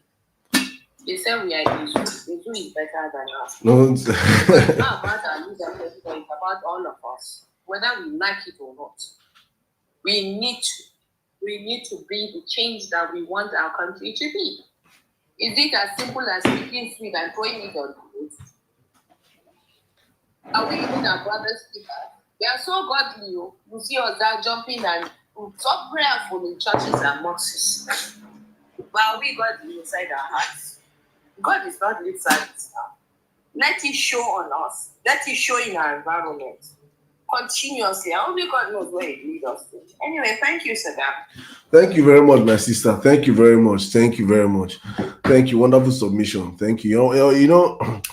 You said something earlier on. You said courage and everything. You're still part of the people that, when I come out here, and many people on this TikTok live, I can really say very few people come out to contribute, but you're always consistent also coming out to contribute. It's still part of the same thing that you call courage. You can, many people have a lot to say, but they don't even know how to even say it, where to even start to talk about the country from. But I always advise, and I always tell everybody, we have to all understand that it's a collective issue. And I'm very, very, very selfish by when I don't hide it. I tell Nigerians, I say, it's not as if there's anybody that is giving me anything. I'm not getting anything. I'm not getting paid. I'm not coming here because I want to get paid or anything. I'm just doing my own contribution because for me, it's selfish. It's my selfish ambition. I want Nigeria to work for myself because I know the potentials that lie in that country. I know the great things that can happen in the country. I am one of the people that, if they say there are one out of 200 million Nigerians, they say there are 10 million Nigerians that have traveled to over 20-something states in the country. I'm one of them. I've been to every region in Nigeria. I have lived in every region in Nigeria at least for months, for years, in some cases. So I'm a Nigerian to the core. I know Nigeria. I know the potentials in that country. I've traveled in Nigeria through the land. I've traveled in Nigeria through the air. I only see. I don't travel through Nigeria. I know the potentials in our country. We have no reason why we are where we are today. There is no excuse. We have no excuse. Nigeria has to work. So I'm selfish in my own view because I know the potentials in Nigeria. And the greatest gift God gave us as a country, as a people, one of the greatest gifts that even the people that are calling for secession don't understand is the power of numbers. You hear them say, there are some countries are smaller than some state local governments. Yes. Because those ones, they have already organized themselves. In Nigeria, with the numbers that God has given us, you can be a in fact, be up until APC or up until this satanic party came into power. You can be in just one local government with your business and you'll be a multi-millionaire in Nigeria. Just because you're rendering services to one local government in the country. You'll be a multi-millionaire in the country. But what APC have successfully done to Nigeria is that they have turned Nigeria to a sachet economy. Everything now is in sachet in Nigeria. Everything now is in sachet. They have sachetized our economy. Kai don't enter sachet. Indomie smaller sachet. This one sachet. Everything they don't bring out to sachet. Just these companies, so that this company can still afford to get, Nigerians can still patronize them.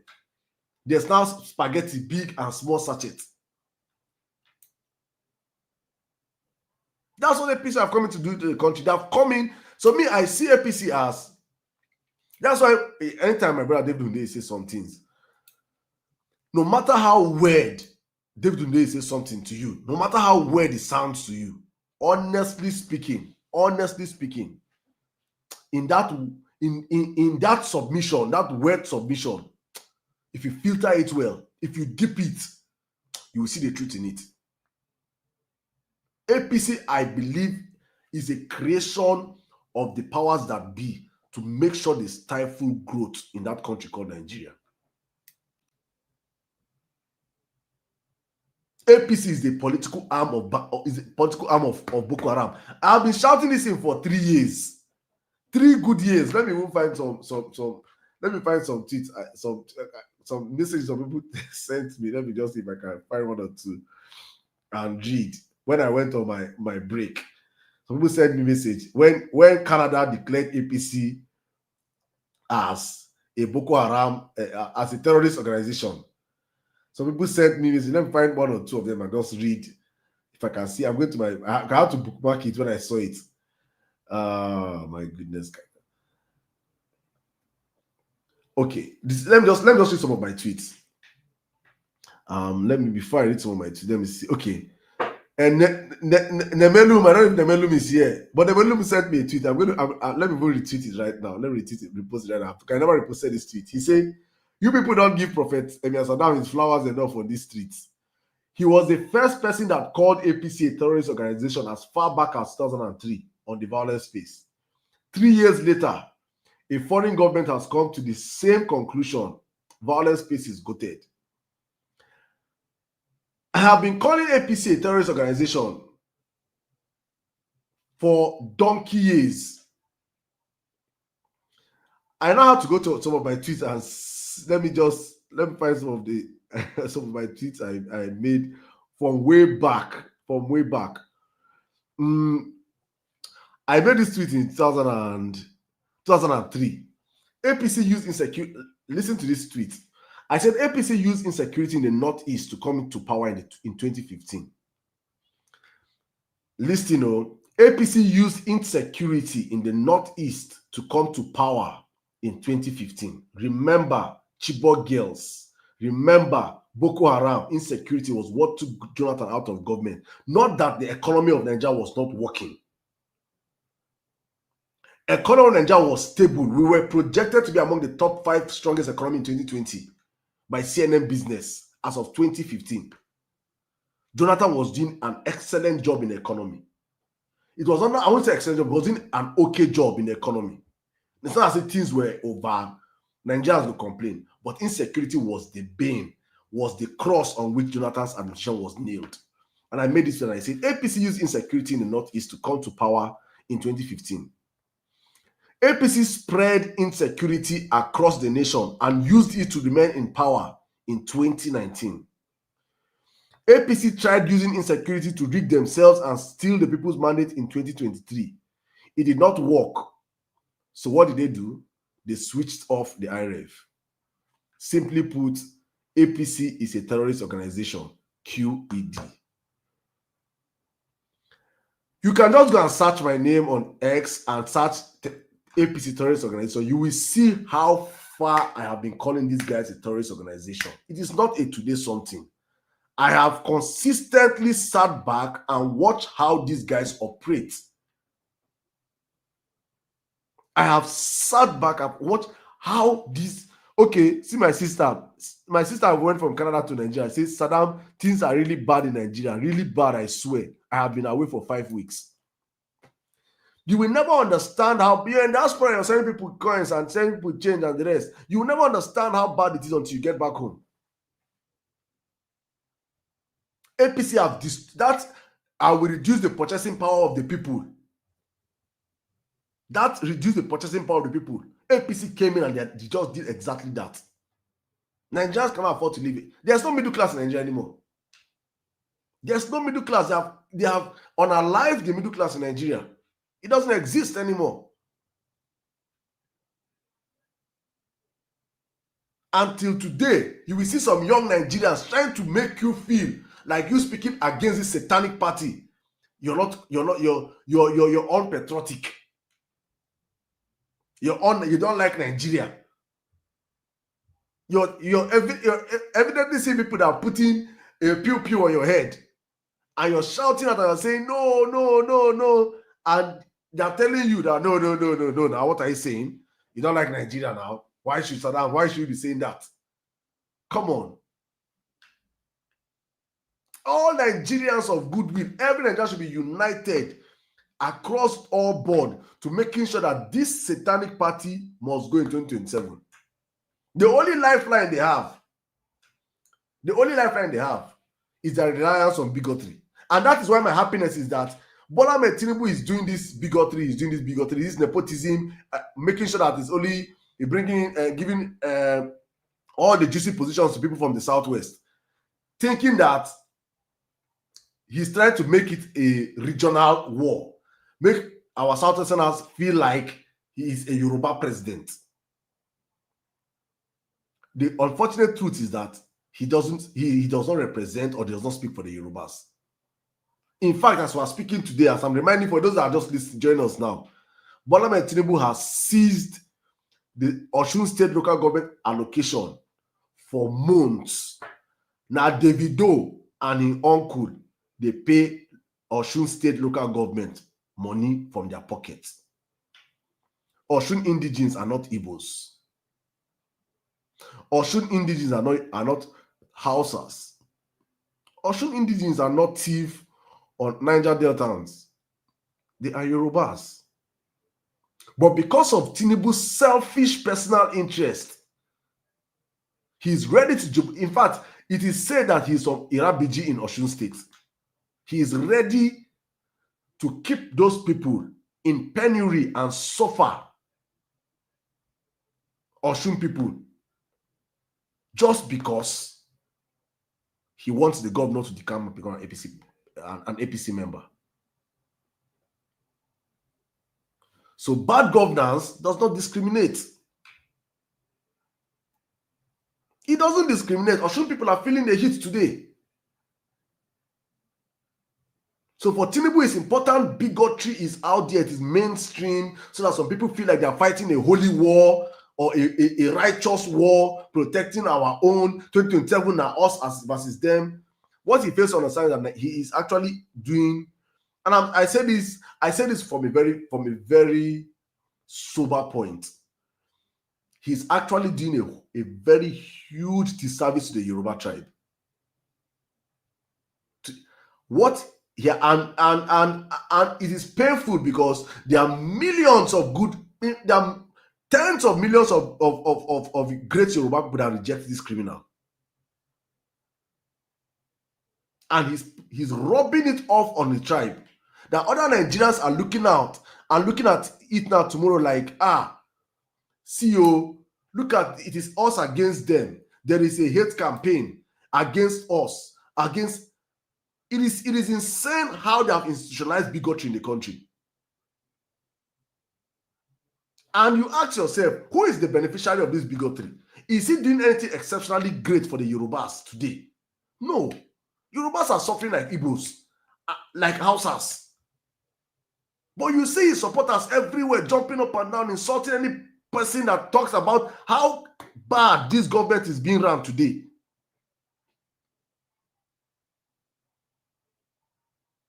They will insult us, insult you. And I'm wondering, I'm like,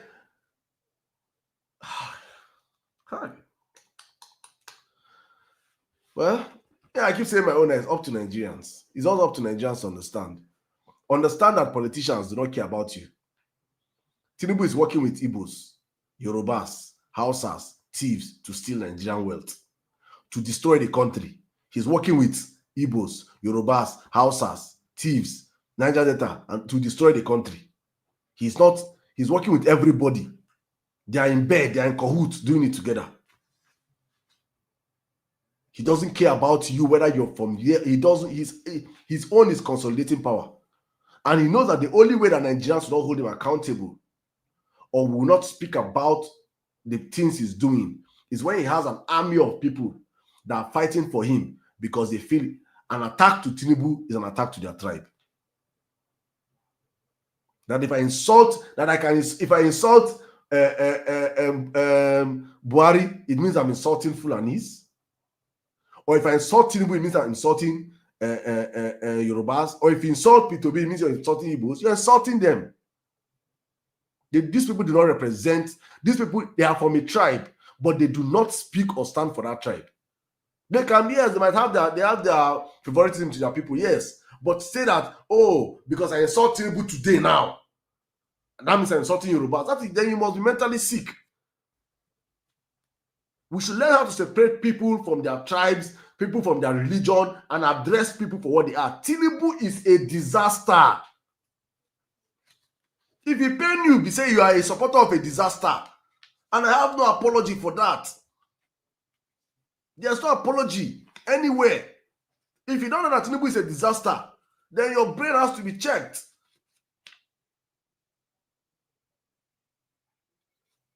In 2 years of these criminals in office, what have changed in the country? Everything is going from worse to worse.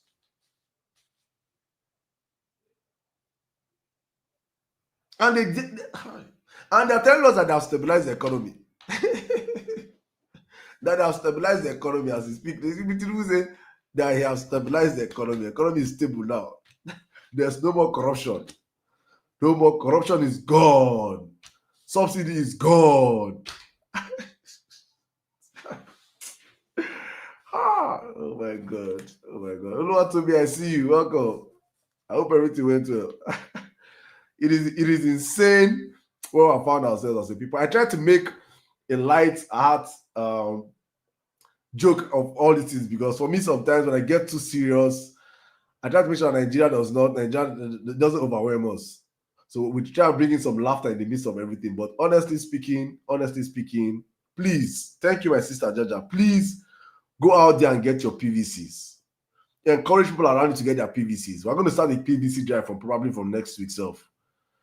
Serious conversations. Go out there and get your PVCs.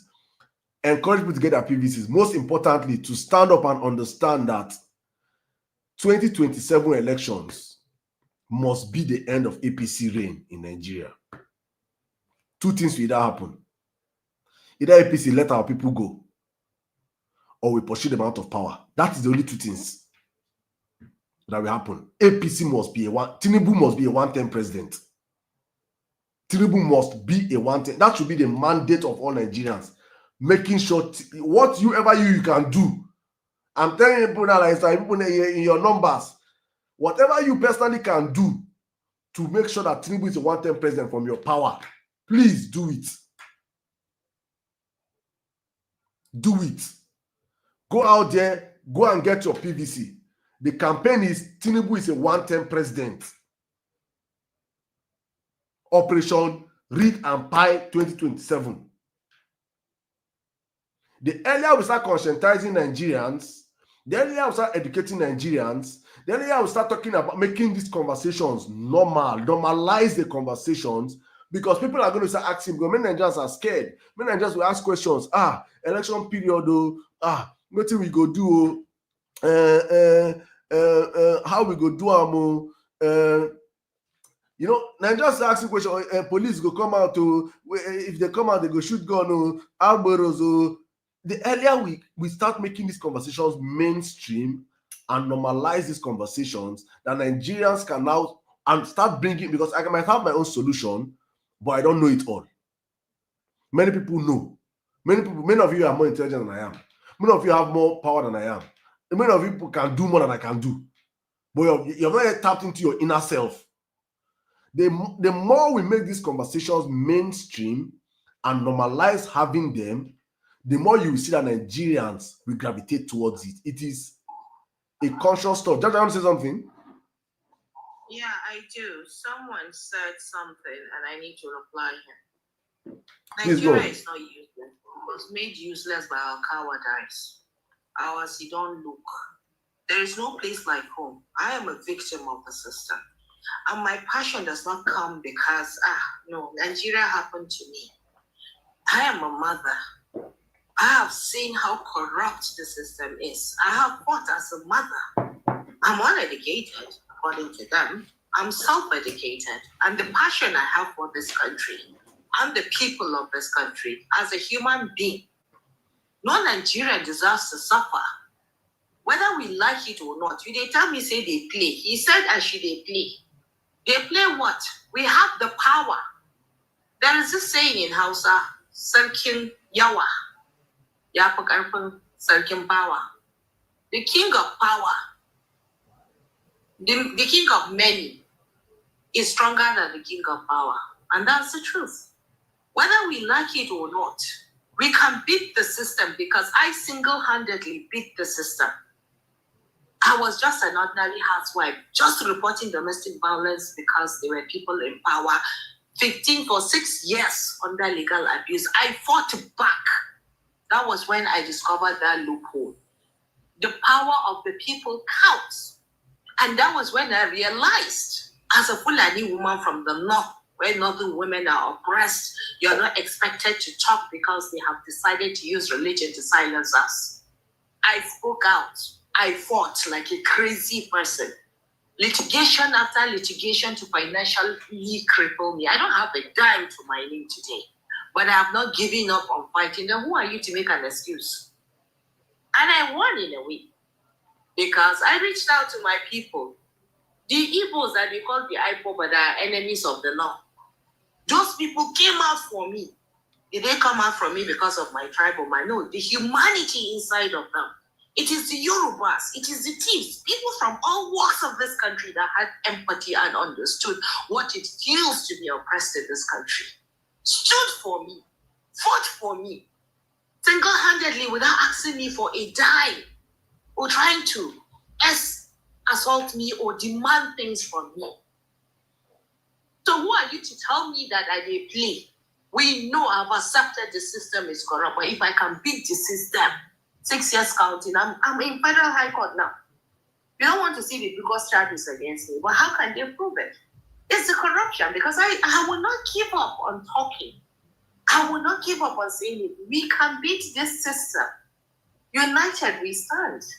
But if you continue with this mediocre mindset that they indoctrinated our mindset to believe that it's the differences, look around you. Let me give you a typical example. Once upon a time during the late Buhari era, his son or his daughter that married someone from my state, Kano State. What happened? All of them were there to warm and celebrate that wedding. You and I, where were we? They chop the chicken now. We are the fools that keep on sitting down. So don't come here and tell me my country is. I was opportunity to live in the white man's land. It's beautiful. The air is clean. You work hard. They will overtax you. But do you know what it feels like to be at home rebuilding what has been destroyed by these few minorities that have held us hostage? Do you know how rich our land is? Have you ever questioned the insecurity happening? Have you, in short, Google. Just Google untapped mineral resources. All the areas will begin to come out. Then you begin to understand what is going on in this country. All of a sudden, our president has diverted our attention is in Brazil. Our youth are hooked on drugs. Why? Why are they so comfortable with this? Come on here in Abuja, go to this. Are they stopping what is happening on the street in the night in Abuja? People are openly selling these things. And we have a government that wants better. They said there's no corruption. Why is it happening? Why? Why are not they ending it? Our late president died. All the security forces, all of them were there in Daura to do burial. Did you see any attack? Do you know how many people are being pied in Katsina State? Where are they? Mr. Governor has traveled to the Yankee. All of them don't travel to the Yankee. Are they bringing in investors? And in short, let me ask you. Each time you make transfer, have you seen the charges? Are you seeing the way they are overtaxing you? And then taxpayers' money, as they are taxing you, where is the money going to? Calabar Road Highway, waiting. Oh, really? Oh, really? Nigeria is richer than Dubai. For those that were opportune to go to Dubai, I mean, the light itself will blind you. Your first time in Dubai, by the time you enter that place, your eyes go blind. How are they willing to turn a desert into a heaven for us to go there and enjoy? And we cannot enjoy. We have land for agriculture. Nigeria can feed Africa. We have mineral resources. In short, the kind of mineral resources we have are lithium. What is it that we don't have? What is it that we don't have? And you're here telling me they play because you are a coward. If I, as a woman, another woman that has been oppressed for so long by the so-called religion they bent on us, by litigation, by abuse, by character assassination, if I can beat the system, who are you to sit down there and tell me that they play? There's no place like home, and I want to rescue our country. Not for just me, for my children and every brother and sister I have all over this country. I have tribalized myself. I am a Nigerian for every good Nigerian. If you were thinking of dividing this country, me, I would say divide it into two. Let the bad ones go to one side and we, the progressive and good ones, let us have a new nation for ourselves. And we will grow and we will thrive collectively. Our cultures, our traditions. See what South Africa has done with just tourism. Do they have what we have when it comes to our business? Do you know what kind of opportunity we have when it comes to tourism? Nigeria is a beautiful country. So for how long will you continue with that? For how long? For how long? So don't come here and tell me they play. It's because you chose to be a coward. You chose to be a coward. Thank you, Sirdam. I was just upset with this. Thank you, my sister. Thank you. It's understandable, you know. Most times when I see such conversations, I just keep it and I don't even allow them to water down my energy. If you believe that Nigeria cannot work until they devolve the country, then probably you really don't understand. You really don't understand the country that you're in. You don't understand the country that you're in, honestly speaking. If you break Nigeria today, if you break Nigeria today, there's still a possibility that the same thing that is happening in this big Nigeria will happen in the microcosm of countries that you create out of the country. It is the same thing. What we are suffering for as a country is bad leaders. Simple. QED. If you have a man that has right intentions, that understands what leadership is about, that takes the mantle of power in Nigeria, he will fix this country. Nigeria is very fixable.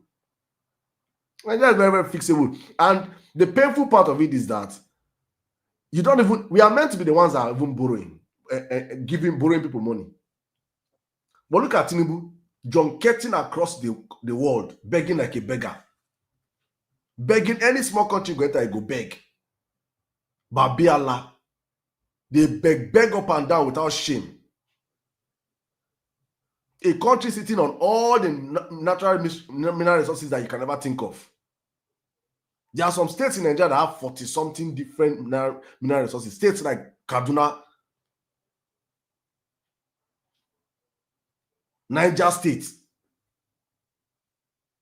Go and see what's underneath. Every state in Nigeria underneath our soils. Every state in Nigeria underneath our soils are resources that are mind-boggling. God has blessed us abundantly. Every state in Nigeria can survive as a country. Every single state. Every single state. But we have allowed, I always make solution. I say, when you have not seen something work, you begin to, when they tell you it is possible, you feel like it's impossible. You feel like it's impossible. So in Nigeria, I always say that a Nigerian that saw the Niger Bridge, the second Niger Bridge built in probably 16 years, Obasanjo started, he stopped. Yar'Adua enter, continue, he stopped. Jonathan continue, he stopped at 70% or 80%. Buhari can't finish him. If you tell a Nigerian that grew up around that area, that axis, that do you know that bridge can be built in the space of 1 year or maximum 18 months, the person will fight you. That is how we have been conditioned in the country to see that things are very easy. Things that can be done easily is like magic or miracle in Nigeria. That is why in the space of 2 years, Alex Otti has outdone what 24 years of bad governance in Abia State. 24 years of there are some roads that for 24 years, in fact, since the Biafra War till today, they never ever can never drive that road until Alex Otti came. There are some erosions that you will see that Alex Otti filled in 2 years, and that place, that road, you say it's impossible. It's impossible to you because you're close-minded, and another many Nigerians have refused. You have not traveled. That's why many Nigerians just stay in their local government. They never come out. If you don't even travel, if you're in the southwest, please just cross the border, enter Benin Republic, pass Seme, enter Benin Republic, and see. Just go and see. In the space of 2 years, Nigeria can be a construction site. In 4 years' time, you will see buildings, you will be shouting, you say it's a lie. You will see skyscrapers, you say it's a lie. You will see bridges, you say it's a lie. 4 years. You will see fast-speed rail, you will say it's a lie. In 4 years. I asked a question, I say, in Nigeria, if you want to, there are things that Tinubu will be doing, and I'll say Tinubu has the mind of Nigeria for Nigeria to work. A country that is massively dependent on importation like Nigeria should not have just 2 functional seaports. A country that has a shoreline like we have of over 800 and something kilometers across our shorelines. We should have at least, Nigeria should have at least 10 seaports, minimum of 10 seaports in the country that are all functional, importing and exporting. You come in and you want to fix Nigeria. These are what you do in day one. From day one, you start telling Nigerians, from day one, our seaport, you open up the seaport. The places that need work, like on a seaport, Warri Seaport, Port Harcourt Seaport, as a government, say you don't even need to even do much. You cede these things to private companies that will come in and run it, and they will use their money and build it. Private partnership, build it, and they will be paying Nigeria tax. They will be paying us money. When you come in as a government and say, okay, this is just one angle. The moment you open up your sea, you open up your ports. Nigeria is importing something into the country before it comes into the country. Before they clear it from Tinkan or from Apapa, you will spend. I think who came? I think Master P was one that came out here and was saying 2-3 days ago that his friend had imported his car from America. Before that, the money they told him he would pay for an official document, Tinubu said have reduced the price of stuff. That he cleared that car with about 3.something million naira. Before you clear your car, before it will release from port, the hours that will be you have wasted alone, the months, weeks wasted. Someone that now lives probably in, let's say, someone that is in the north need to go and import from Lagos. You will not drive, you drive your container. You pass over 100 checkpoints from Lagos to Benin, to Ogun State, to Benin, to Onitsha, from Onitsha to Enugu, from Enugu to Benue, from Benue through Kogi, from Kogi to Nasarawa, from Nasarawa to Plateau State, or you from Forest, you enter Kaduna. From there, do you know how many checkpoints you will bribe in? The condition of your goods alone is not safe. There's no guarantee. Good way pass sea. You come Nigeria, you go lost or you go spoil. How would this be expensive in the country? Meanwhile, he could have just carry his thing, send his goods to maybe on a seaport or Apapa's or Warri Seaport. That will cost him less. But because this set of criminals do not want to decentralize our ports, they want all the money to be coming into Lagos State.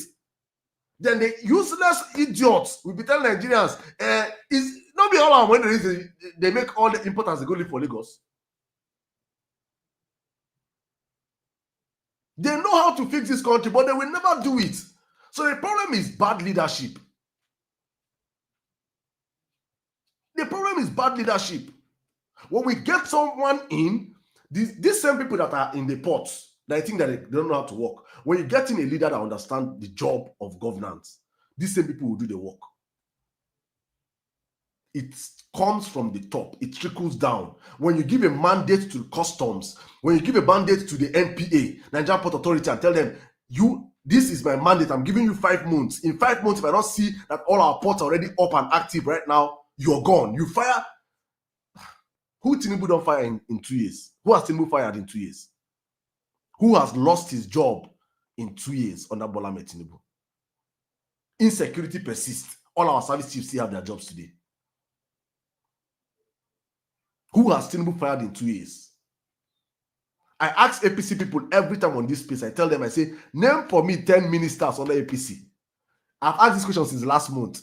If it was even people that are sensible enough, they would have got to go and do research and cram some names. But because those people are ineffectual, they can't name 10 ministers in this current administration. And we have 53 of them. 53 ministers currently. I cannot, at the top of my head, name 10. 53. Collecting salaries, they are collecting allocation to their ministries, they are paying, they have SSAs, they have SSAs, they have SSAs, they have SSAs. 53 useless bunch of non-entities. Tinubu have not fired any of them.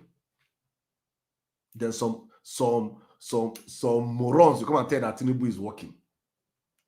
Tinubu is working and you don't know the work. You don't know his ministers' names. Critical thinker, please welcome my brother. Good evening. Meanwhile, guys, let's get to 100k likes, please. Before my brother critical, please, everybody, power tap the live. Let's get to 100k, please, real quick, please. 100k, quick. Morning, what's happening? Critical, come in, please. Thank you. Good evening. Very good evening, everyone. Good afternoon, good morning to everyone on this space.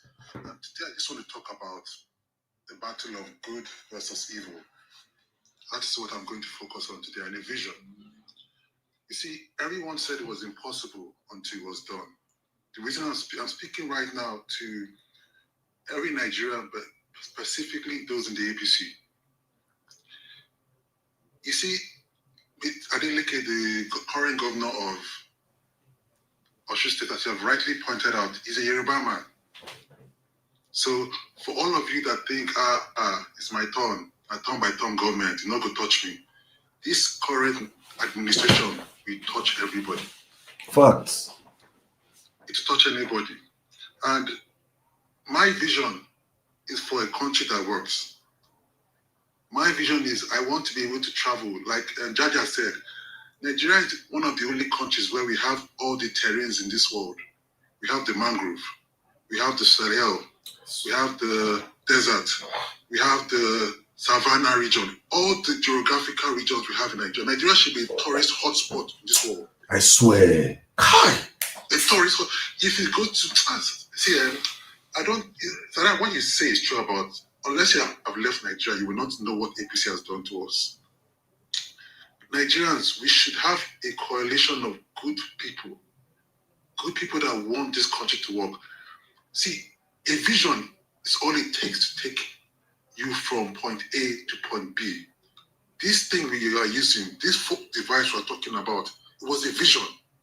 Someone thought, you know what, let me people from around the world be able to communicate without leaving the house. A vision. Now, to people that don't understand what APC really is, apart from the terrorist party they are, it's a personality cult. Tinubu is at the head of that cult. And if you don't conform, you will pay the price. Unfortunately, today, it is the Osun State governor. Tomorrow, God knows who it will be. But this takes me back to 2027. What are we going to do about it? And I must say, Nigerians did a very great job in 2023. But in 2027, we cannot do what we did in 2023. We will have to do a lot more. And so we have to start now. Anyone that say, let us wait for 2026, it's not going to happen. No? We already should start campaigning by now. Today I was on a space, I don't know if you were on that space, Saddam. It was on X. I think, I don't really go on Twitter too much, but I think the person that was hosting the space was Deji and Sarah Ibrahim. They were on the space calling APC people to come and debate policy. You see, what you say about APC, Saddam, one thing is that I listen to people and I listen to the logic they are saying. The simple thing was come and debate Tinubu's economic policies. What are the successes? APC members that were there, some people were saying, before we debate, let us put 5 million naira. They tried to move the goalposts.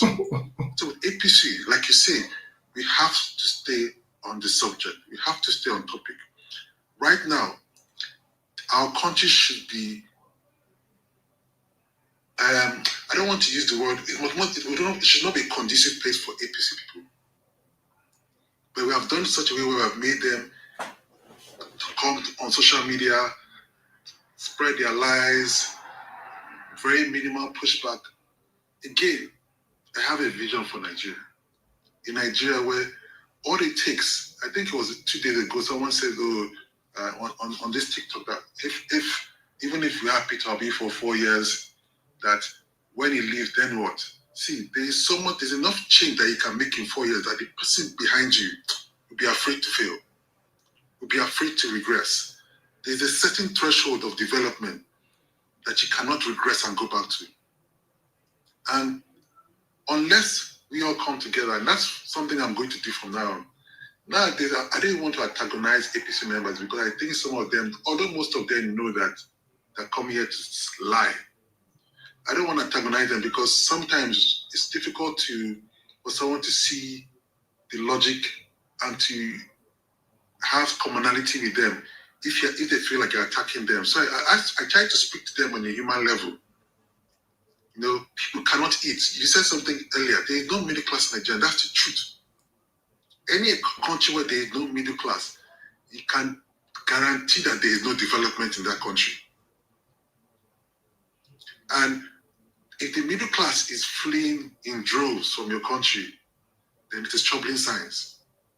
So as I round up my thoughts now, I just want to say that I have a vision for Nigeria in 2027, where one, APC will no longer be in power. Because 10 years is a decade. The deserts can be turned, cities can be built. 10 years ago, the world was not what it is now. Facts. 10 years ago, we were talking about electric cars. Facts.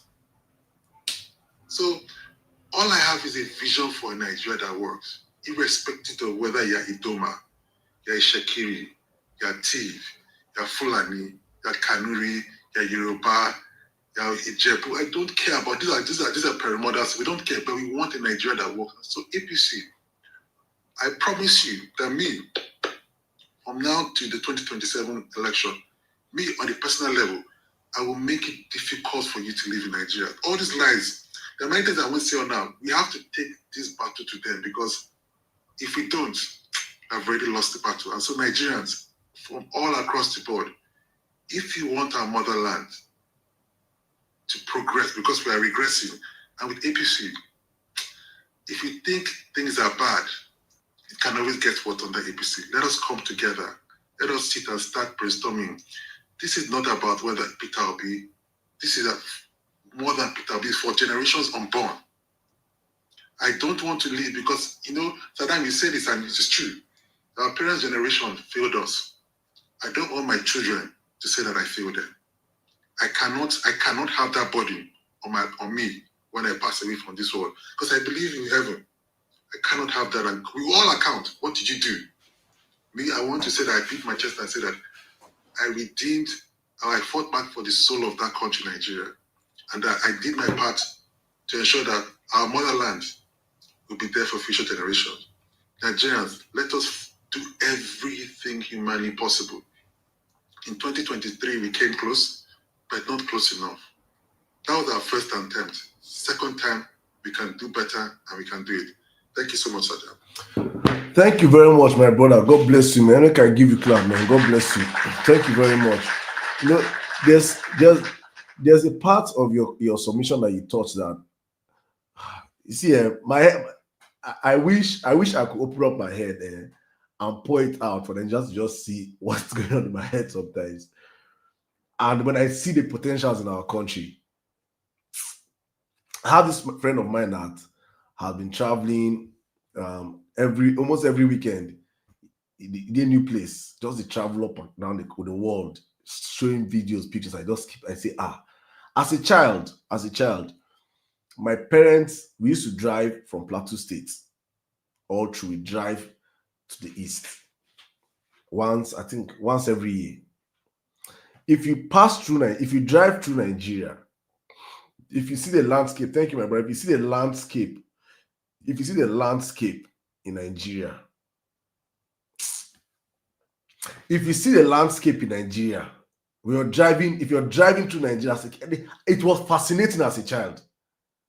If you drive through Nigeria, I'm telling you, see, these are things that the white man will pay top dollar. The white man will pay just to experience these things. And they talk I'm goosebumps they come from my body because I am reminiscing these things that Nigeria is too beautiful. I say that Nigeria is that biblical place that they call the land of milk and honey. Nigeria is too beautiful. If you're driving through and you're seeing the mountains, the hills, hi, my God. If you're driven Nigerian roads, you pass through Hawan Kibo, you now come to forest, you see the forestry. Oyinbo will pay top dollar to experience these sites. Tourism alone can feed Nigeria. Tourism alone. You now go to Bauchi, go to Yankari Games Reserve, go to Taraba, Mambila Plateau. Hi. If you climb the mountains, I'm a mountain climber. In Plateau State, I used to climb mountains since I was like 9, 10. I don't climb mountains. What they go do for here? I see them. They'll carry their kids and say they're going to.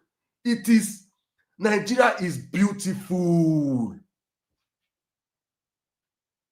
Nigeria is untapped resources. Untapped resources in Nigeria it is inexplicable for Nigerians to complain that we are poor.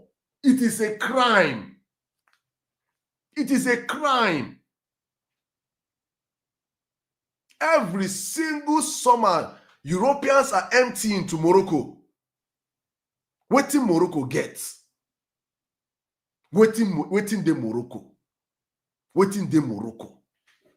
Have you been to Obonike Cave in Obonike Cave in Anambra State? We went there as excursion in university. If you see cave, hey, Omo, I shock. If you see cave, these are what the whites will pay top dollar for. We have no excuse to be poor in Nigeria. There is no excuse than the docility of we Nigerians that have enabled a set of criminals to hold us to rampage, hold us to ransom. These people, they don't pass 5,000. In all the numbers, they don't pass 5,000. We don't they destroy us. That we can never reach our potential. How? Bola Tinubu is junketing around the world, begging like he get leprosy. Untapped resources in the country, he does not really understand what tourism is about. He doesn't know. He doesn't understand these things. It is. If they are here listening to what I'm saying, it's like, now Nigeria. And many of the supporters, they never travel across their local government. They don't even know. I remember, if you've traveled around Nigeria, You will fight anybody that tells you that Nigeria cannot work. You fight anybody that tells you that Nigeria cannot be fixed in 4 years. Should I leave tourism and enter agriculture? Agriculture alone, we feed, we Nigeria, God has blessed us that we can feed the world. There is nothing that does not grow in Nigeria. Nothing. The white man said that our soil is so blessed that even on that when you're flying through Nigeria, you see grass growing on top of people's roof. Fruit be growing on people's roof. They don't plant it though. They don't plant them. Maybe see person just chop lick orange. You just throw the seed, the thing climb on top roof. It go begin to sprout. Our atmosphere. God has blessed Nigeria. We have no excuse as a people. I believe that all Nigerians. That's why I'm fighting this one. I'm fighting. If you're a Christian, that one. If you don't believe in God, no problem. If you're not a Muslim or a Christian, you don't believe in God, no problem. But me, I believe that if we go in Nigeria and we finish, as they go heaven, God will ask you, what was your contribution towards that land of milk and honey I gave you people? What did you do? What did you do? A country that I made sure that there's no natural disaster, no earthquake, no tsunami, even though you have the ocean. I gave you people everything. Underneath your soil, you have oil, you have gold, you have diamond, you have tantalite, you have gas. I gave you people everything. What did you do? Oh Lord, I was silent when the Tinubu were destroying it. I did not want to tweet. I was scared. I was afraid. I did not want to tell my people to wake up. I did not. I was doing bigotry. I was fighting for Tinubu for my tribe. Or I was fighting for my religion. And in the midst of all these things, our religious leaders are bullying, are flexing, are in bed with these people. Nigerians are running away from a land that God has blessed to another place. We have all the weathers in the world, all the weather. God.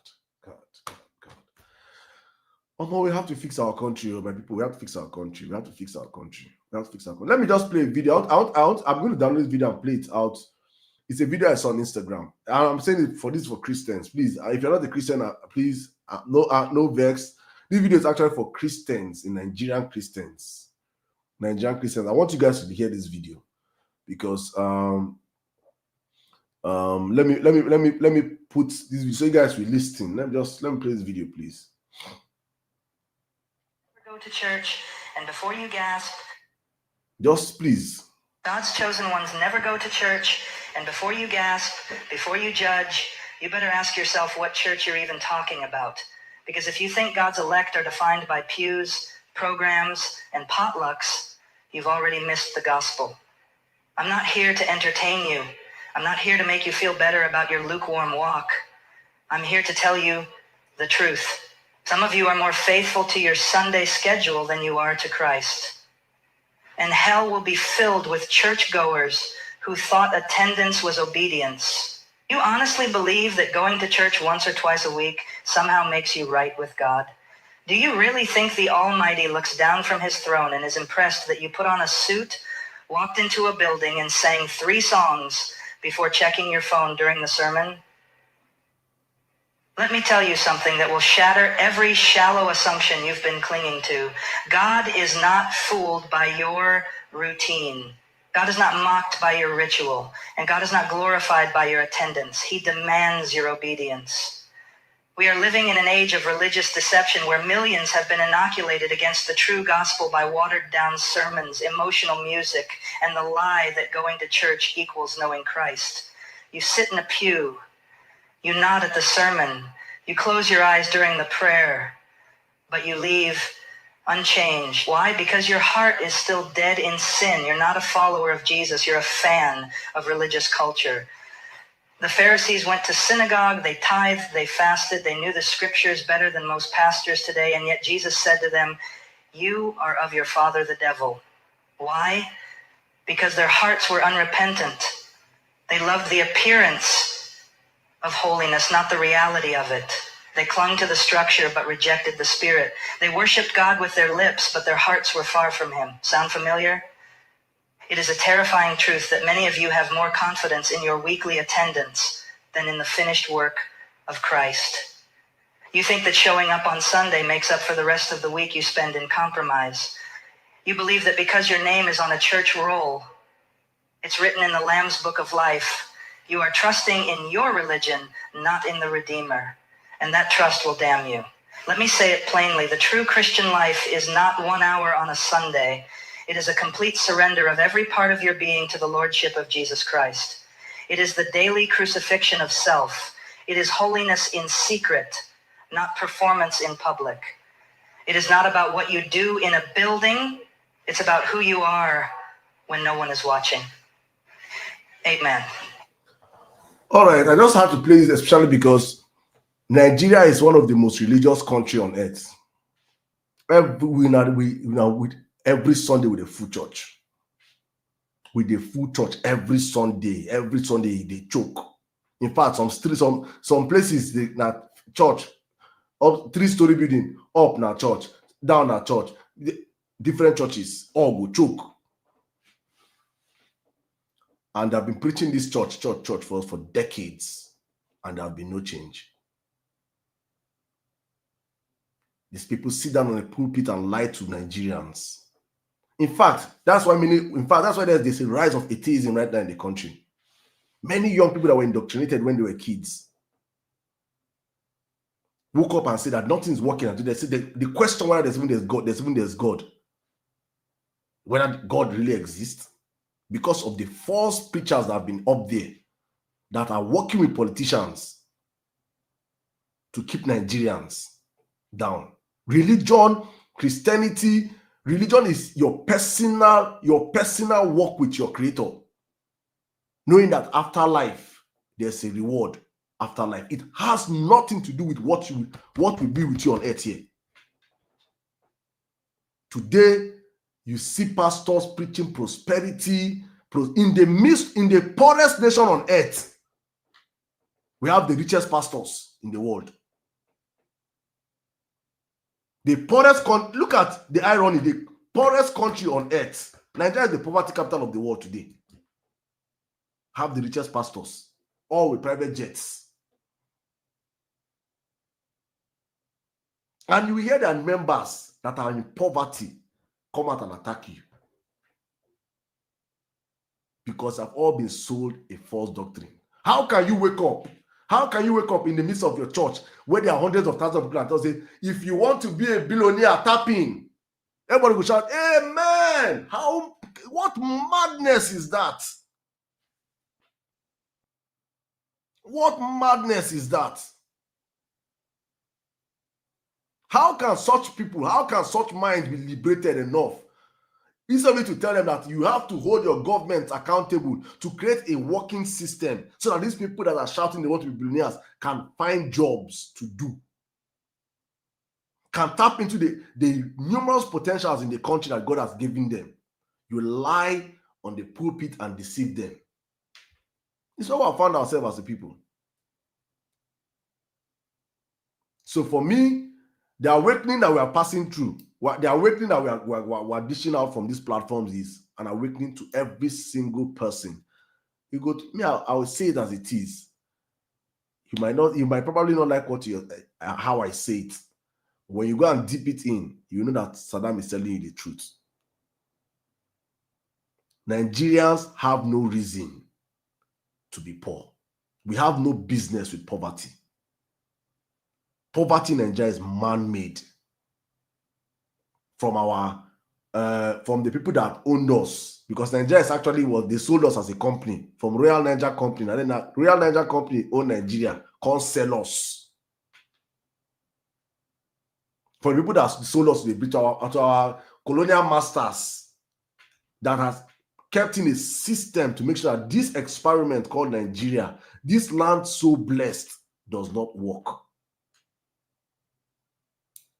It is left for us that we have come out of the metrics that we can see things for ourselves. We can analyze things for ourselves. It's left for us to keep speaking up, educating every Nigerian where we find anywhere you find yourself, in any room you see yourself, you're saying these things, you're telling Nigerians that it is indeed possible that this country can really work. Look at the potentials that we have around us. God has blessed us with numbers of people. We have people in abundance that if you create an enabling environment for them, they will thrive. We have the greatest gift again is that we have a humongous number of Nigerians in diaspora, professionals in their fields, that if they see their country is taking shape, they will come back home and they will support the growth of the country. Tinubu came out in Japan, I mean in Brazil or where, and he was saying Nigerians to come back home. Nigerians in diaspora, come back home. Even his own hard supporters will not go back home. They will not heed that call. They will rather stay back in diaspora and be wishing for Nigeria to get worse under that criminal. Why don't they go back home? Because truly they know that Nigeria is not yet ripe for them to come back home. They know that he is a disaster. They know that he's not going to secure them. So they can't go back home. But if Tinubu has come in as president and he has set in systems, he has made sure that insecurity has been nipped in the bud, he has made sure that he has actually stabilized the economy of the country, he has improved our power supply, he has made sure that there's no longer police brutality. These are things that can be done in the space of 1 year of any serious government. He has made sure that he has curbed insecurity, he has made sure that our financial institutions are strong. He has made sure that he has cut all the bottlenecks that for investors, that if you come into Nigeria, you want to invest, you don't have to go from this office to that office, to this office to that office. They cut all these red tapes. If he has put all these things in place, he has created an enabling environment. Investors, let me tell you, countries are like girls. They're like women. If you're a beautiful bride, you don't need to come out and be doing on TikTok, showing Bobby, showing Nash, shaking Nash up and down. No. Even if you wear a hijab, people will spot you. If Nigeria is ripe for business, you don't need to go and beg. We have what every businessman wants, which is what? People. Every businessman wants people. If you come to Nigeria, you're selling something, one naira. Let's say you get 100 million people to buy your thing, one naira. You're getting 100 million per day. So every businessman will come. But no businessman will come to a place where he knows that when he comes in, there's potentiality that his workers will be kidnapped. He's going to run his own electricity. The roads are bad. There's no the healthcare. If in case of emergency, there's no emergency number that you can call. If emergency happens, there's nowhere that he can go to. There's no hospital that can treat his people. No businessman will come in. There is no magic that you can do to attract investors. If you like, John Tinubu has been to 40-something countries. No rule of law. Thank you. What this this animal called Umayi can wake up tomorrow and just demolish people's houses, even with court order.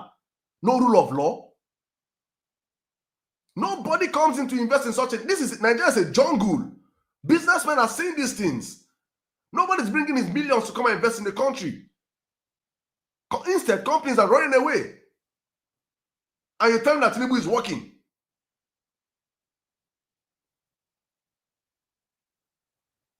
So it's evident for everybody to see if we are ready.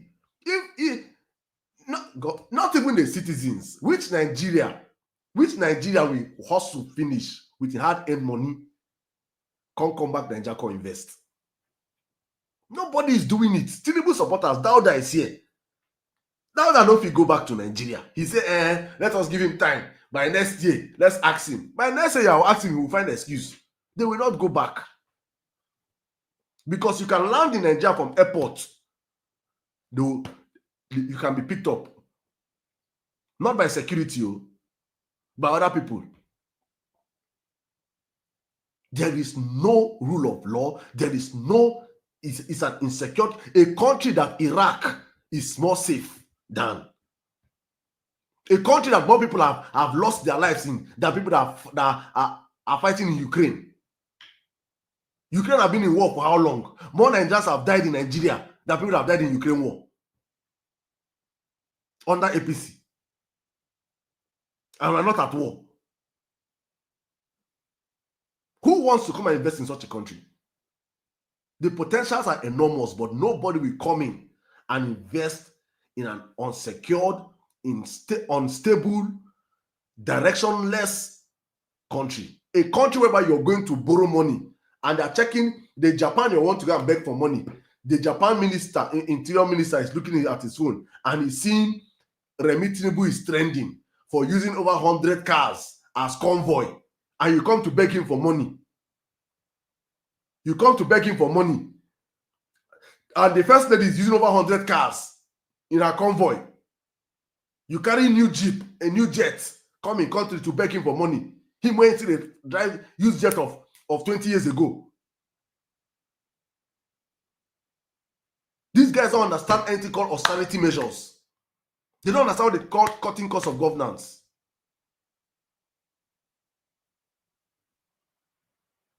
I interviewed one.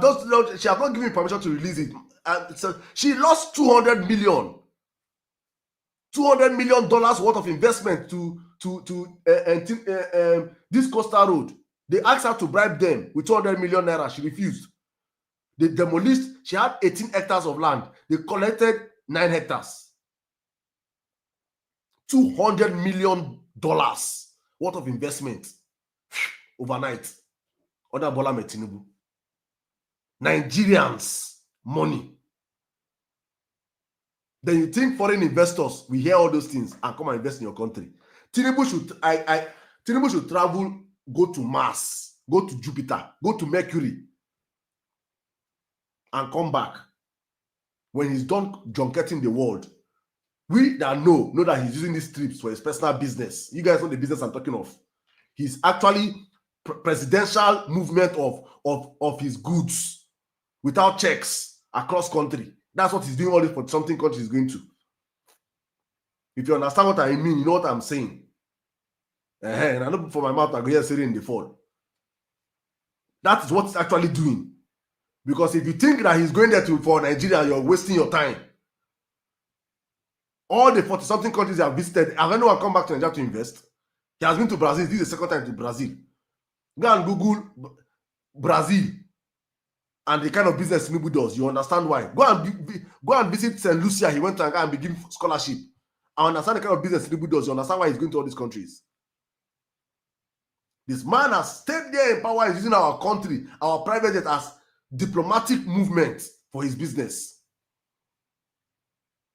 Nothing is working in the country. It's not for me and you he's traveling for. No, he doesn't care about me and you. But we did here. Oh my guys, let me wrap up the show for today, man. We have tried for today. Thank you so much, guys. We'll be back tomorrow on the Violence Space, 8 p.m. Nigerian time. We have been out for I think a month now. But we'll be back tomorrow. I think we'll talk about this and more. Thank you to all of you that have come out. Over 100,000 likes already on TikTok. God bless every one of you that have contributed to the conversation. Please just don't stop the conversation. For me, it's wherever you find yourself. I tell people, people come and say, "Oh, threat, man." Nobody's going to live this. Nobody will live this life. We're all going to live one day. But let it be known that we lived a life that was worth it.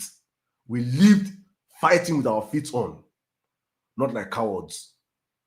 And that's where my inspiration comes from. And most importantly, I think from tomorrow, we're going to start the PVC drive. We have to start the PVC drive. Thank you so much, guys. God bless every one of you that came out today. I'm just going to call all my top viewers.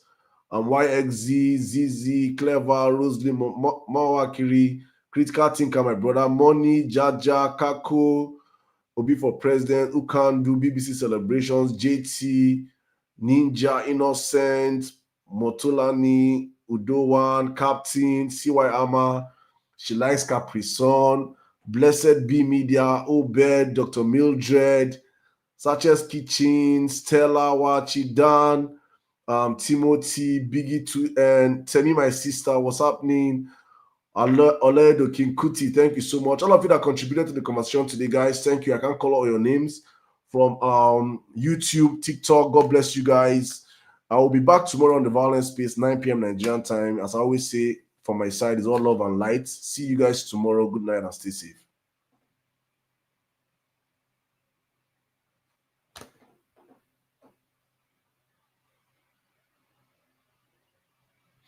All right, guys. See you guys tomorrow. Good night.